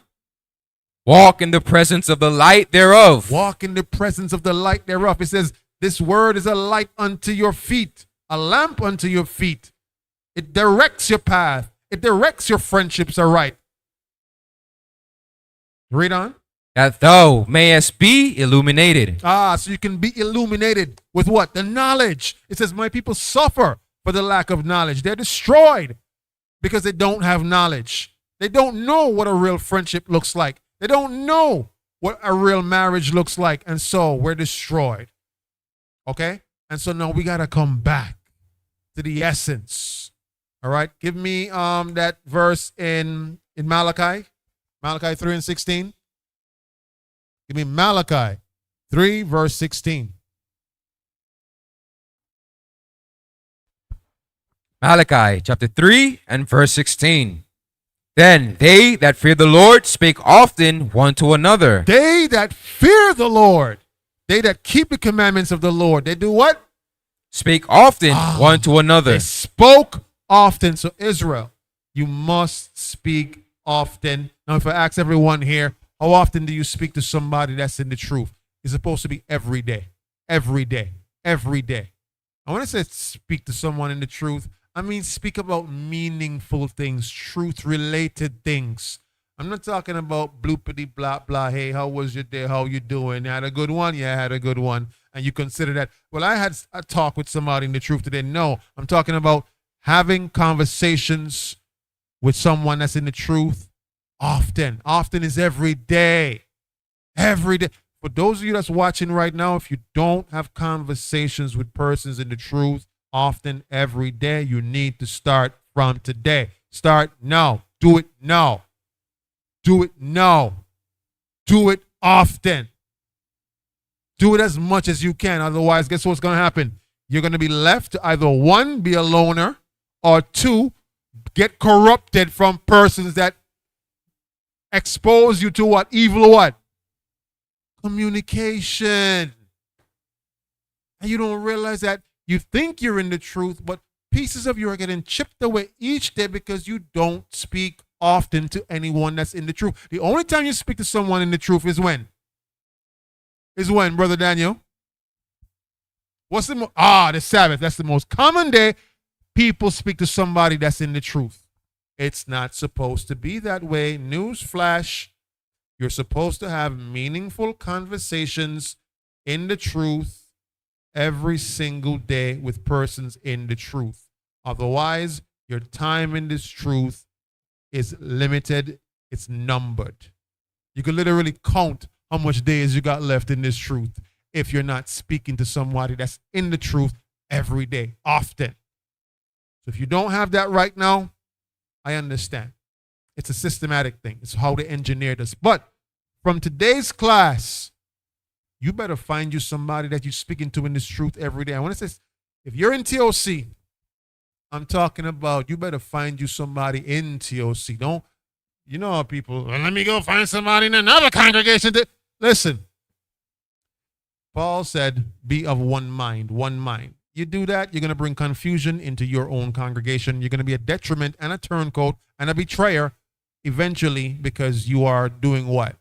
You're holding to the protocols and the values of another organization. I'm not saying you can have acquaintances and people that you know. We all know everybody. We all know people. All right? What I'm saying to you is the people that you speak to every day should be those in your congregation. Okay? Every day. Every day. Well, General, I ain't really somebody who likes to talk on the phone. Well, you got to change that. Or if you want to see them in person, go see them in person. Do something. Don't just be like, I'm going to wait till the Sabbath day. That is off. Because that means you don't really fear the Lord. It says, them that fear the Lord, they spoke often. So if you fear the Lord, how often you're going to speak? Every day. That's if you truly fear the Lord. Now, if you don't fear the Lord, you could be my guest. You could continue just going 6 days, not really speaking to anybody in the truth. And then on that seventh day, you come and you say, shalom, shalom, shalom, shalom, and then you go home. If you think that's being in the truth, then hey, you could continue thinking that. But speak often to those who are in the truth. Have meaningful conversations and discussions about the scriptures. Discuss the scriptures. Discuss the precepts. Discuss the breakdowns. That's how you direct your friendship aright. Because most people just want to talk about bloopity blah blah. All day, all day, all day. That's off. All right? And so, Israel, we're going to end it there today. All praises. Let's give it up for the Most High Yahweh Hashem Yahweh Shai one time. All praises. Thank you, Israel. Don't forget to give your alms and your offerings and your donations in the description bar below, whether you have Mo Banking locally or you have PayPal, which is regionally. Do the right thing and let the Lord move you to give into the ministry of truth of Christ as we bring these scriptures, these words, these understandings, and bring back good counsel, good leadership to our people to restore the nation. All praises. And I just want to thank each and every one of you for joining us today. Being on this class today is very important that we restore our nation with real friendships, not GMO friendships, with real love, not GMO love, and what it looks like. All right? Real love is raw, it's gritty, it's genuine. Real friendships is raw, it's real, it's gritty, it's genuine. A real friend can tell you to your face when you're messing up. He can tell you when you break in the commandments. He can and there should be no animosity. Same thing with sisters. Sisters, you should, if you have a real friend, she can tell you when you're messing up, in love, of course. She can tell you when you're messing up, when you're going contrary to the scriptures, contrary to the commandments. You shouldn't feel offended. You should. The scriptures say, anyone that's offended of Christ, anyone that's offended of the word, you're not truly in the truth. You're not truly in this truth if you're offended at the word, if you're offended at correction. Leviticus 19 and 17 shows you that true love is correction. So I want you to, when you finish this class, look at it again if you have to. We got to learn the ways of true love, true friendship, the friendships that you've been taught and the ones that you know and thought of as real friendships because this person knows you for years. That's a fake friendship if it's not based on the Lord's commandments. It's fake. It's fraudulent. It ain't real. It ain't genuine. It's a convenience ship. You understand that? And so, Israel, we want you to take up this law, take hold of it, apply it to your marriages, your friendships, your relationships, so you can come out of the fake and come in to the real. All praises. With that, Israel, we're going to sign out. We love you. Continue keeping these commandments, staying in the spirit. Continue enjoying the rest of the Sabbath. Most High in Christ bless you all. Shalom. Yahweh's mission. Worldwide units. This is not entertainment. This is our mission. Yahweh's mission. Everywhere we go, four corners of the earth, let the whole world know. Teach repentance, bring the light, march in the truth, day and night. Yahweh Shai's way we declare, from SK to and I, yeah, we everywhere. From St. Kitts straight to New York, black, we now whisper truth here or we talk. Lost sheep scatter mind them chain. Knowledge of Yahweh free them brain. Captive mentality we break that lock. Scripture in a hand, truth pan the clock. Law and order, heaven's decree. Repent and rise, no war never be. Who we be? Yahweh's army. Where we go, worldwide no retreat. Yahweh mission. Everywhere we go, four corners of the earth, let the whole world know. Teach repentance, bring the light, march in the truth, day and night. Yahweh Shai's way we declare, from SK to and I, yeah, we everywhere. Everywhere. Miami Heat to the UK rain, Guyana style, Canada plane, China gate, island them small. Every nation hear the trumpet call. Ghetto youth, rich man too. Truth now be a it reach all crew. DOC soldiers, boots them lace. March in order, end time pace. From the alley to the avenue, from the hills to the city view. Yahweh law we execute. Truth in motion, no substitute. We Yahweh's mission. everywhere we go, four corners of the earth, let the whole world know. Teach repentance, bring the light, march in the truth, day and night. Yahweh shines where we declare. From SK to and I, yeah, we everywhere. From St. Kitts straight to New York, black, we now whisper truth here or we talk. Let's get to China and right to Guyana. This truth real, not propaganda. Repent and rise, mess away. Yahweh mission every day. Yahweh mission. Everywhere we go, four corners of the earth, let the whole world know. Teach repentance, bring the light, march in the truth, day and night. Yahweh shines where we declare. From SK to and I, yeah, we everywhere. Everywhere. It's a mission, not a moment.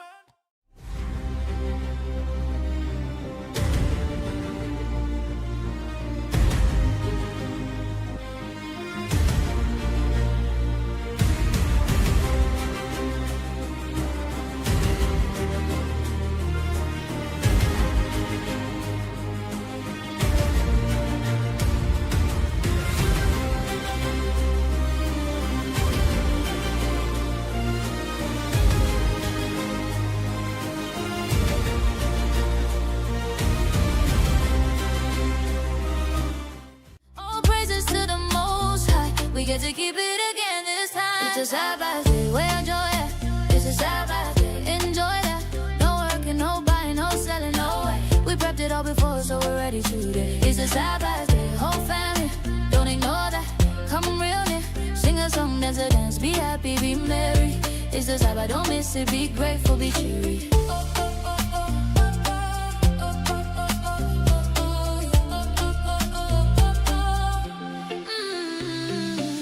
Kitchen's clean, food already made, clothes laid out, yeah, we plan to stay. Books open wide, scriptures on display, learning His word in a righteous way. Did you really keep it if you stayed alone? Sabbath for the people, not a screen or phone.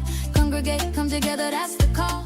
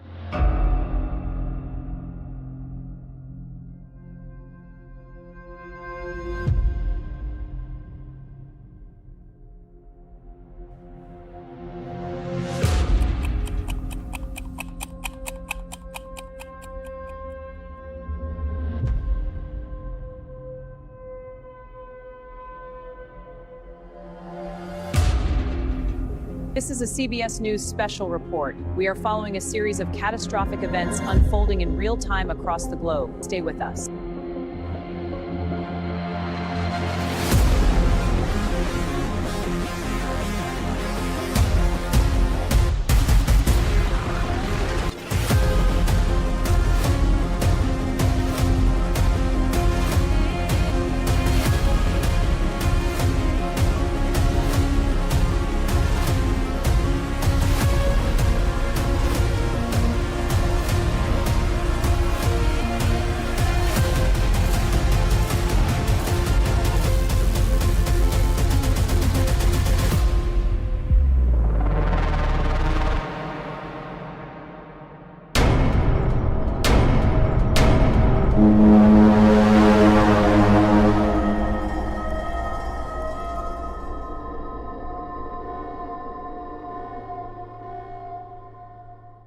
Yeah. 6 days pass, 7th is a go. That's when truth start to really show.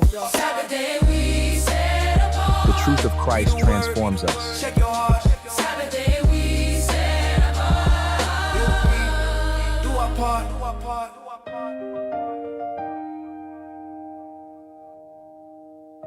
Pay close attention to this passage.